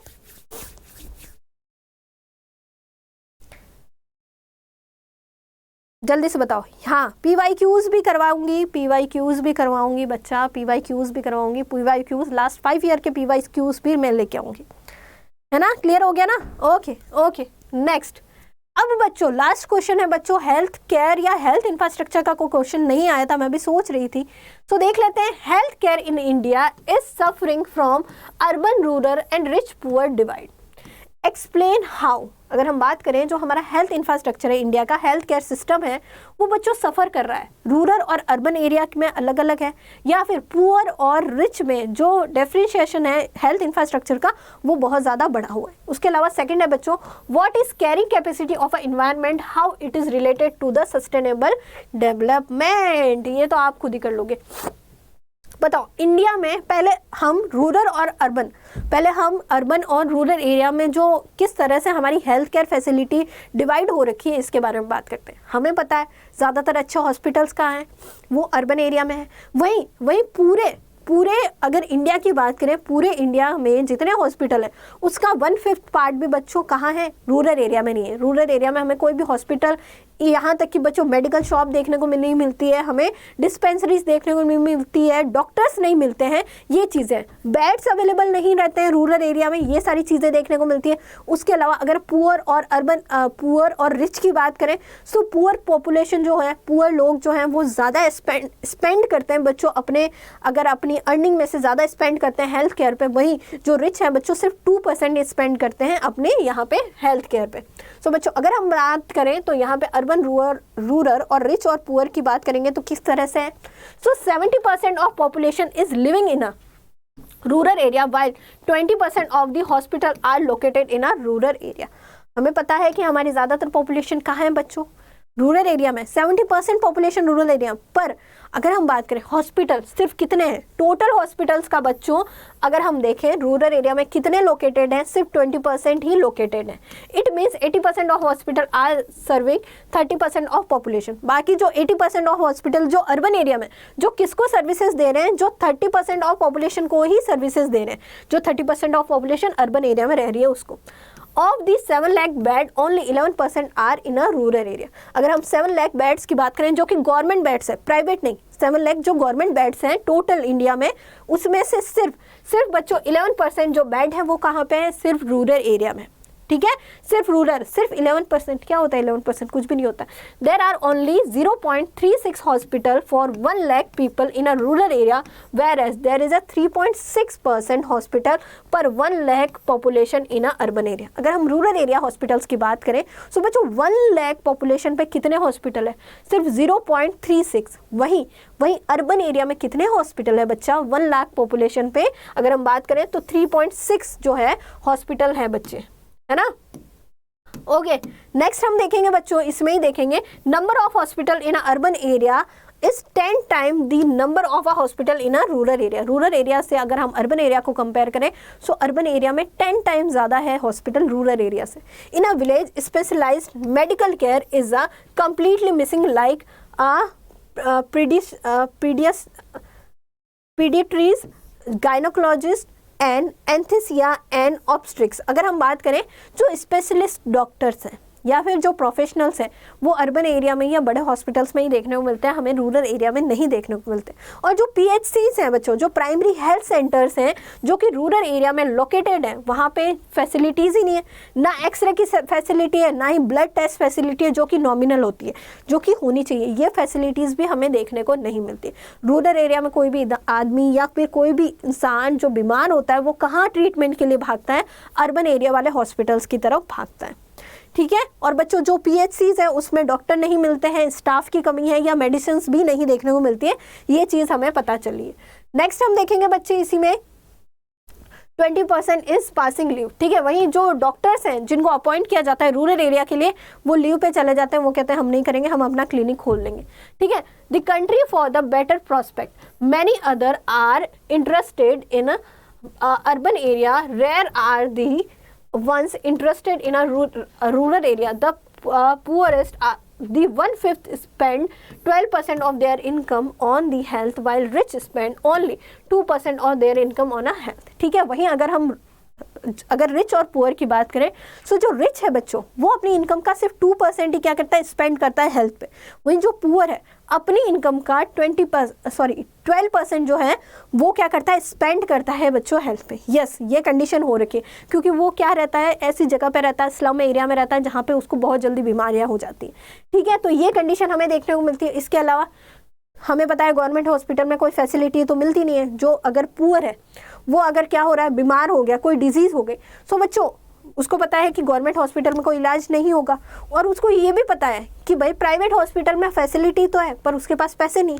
अब या तो वो हॉस्पिटल में इलाज कराए या फिर क्या करे, या फिर अपने आप को पूरा कर्ज में डुबा के रखे, या फिर क्या करे, ज़िंदगी भर अपने बच्चों पे ऊपर कर्ज चढ़ा दे। इस कंडीशन में ये सिचुएशन रहती है।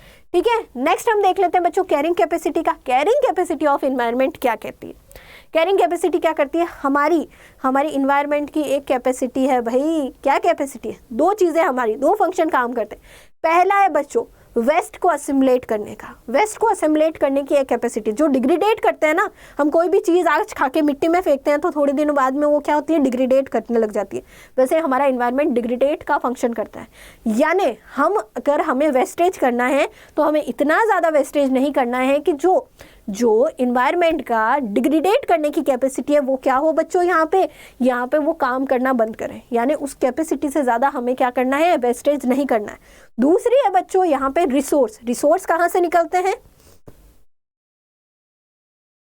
रिसोर्स कहाँ से निकलते हैं, हम रिसोर्स कहाँ से निकालते हैं मैम, रिसोर्स भी कहाँ से निकलते हैं, हमारे इन्वायरमेंट से निकलते हैं। रिसोर्स निकालने की यानी रिसोर्स एक्सट्रैक्ट करने की या रिसोर्स जनरेट करने की भी एक रेट है। ठीक है, रिसोर्स जनरेट होते हैं आपस में, अपने आप जनरेट होते हैं, पर उसकी भी एक रेट है।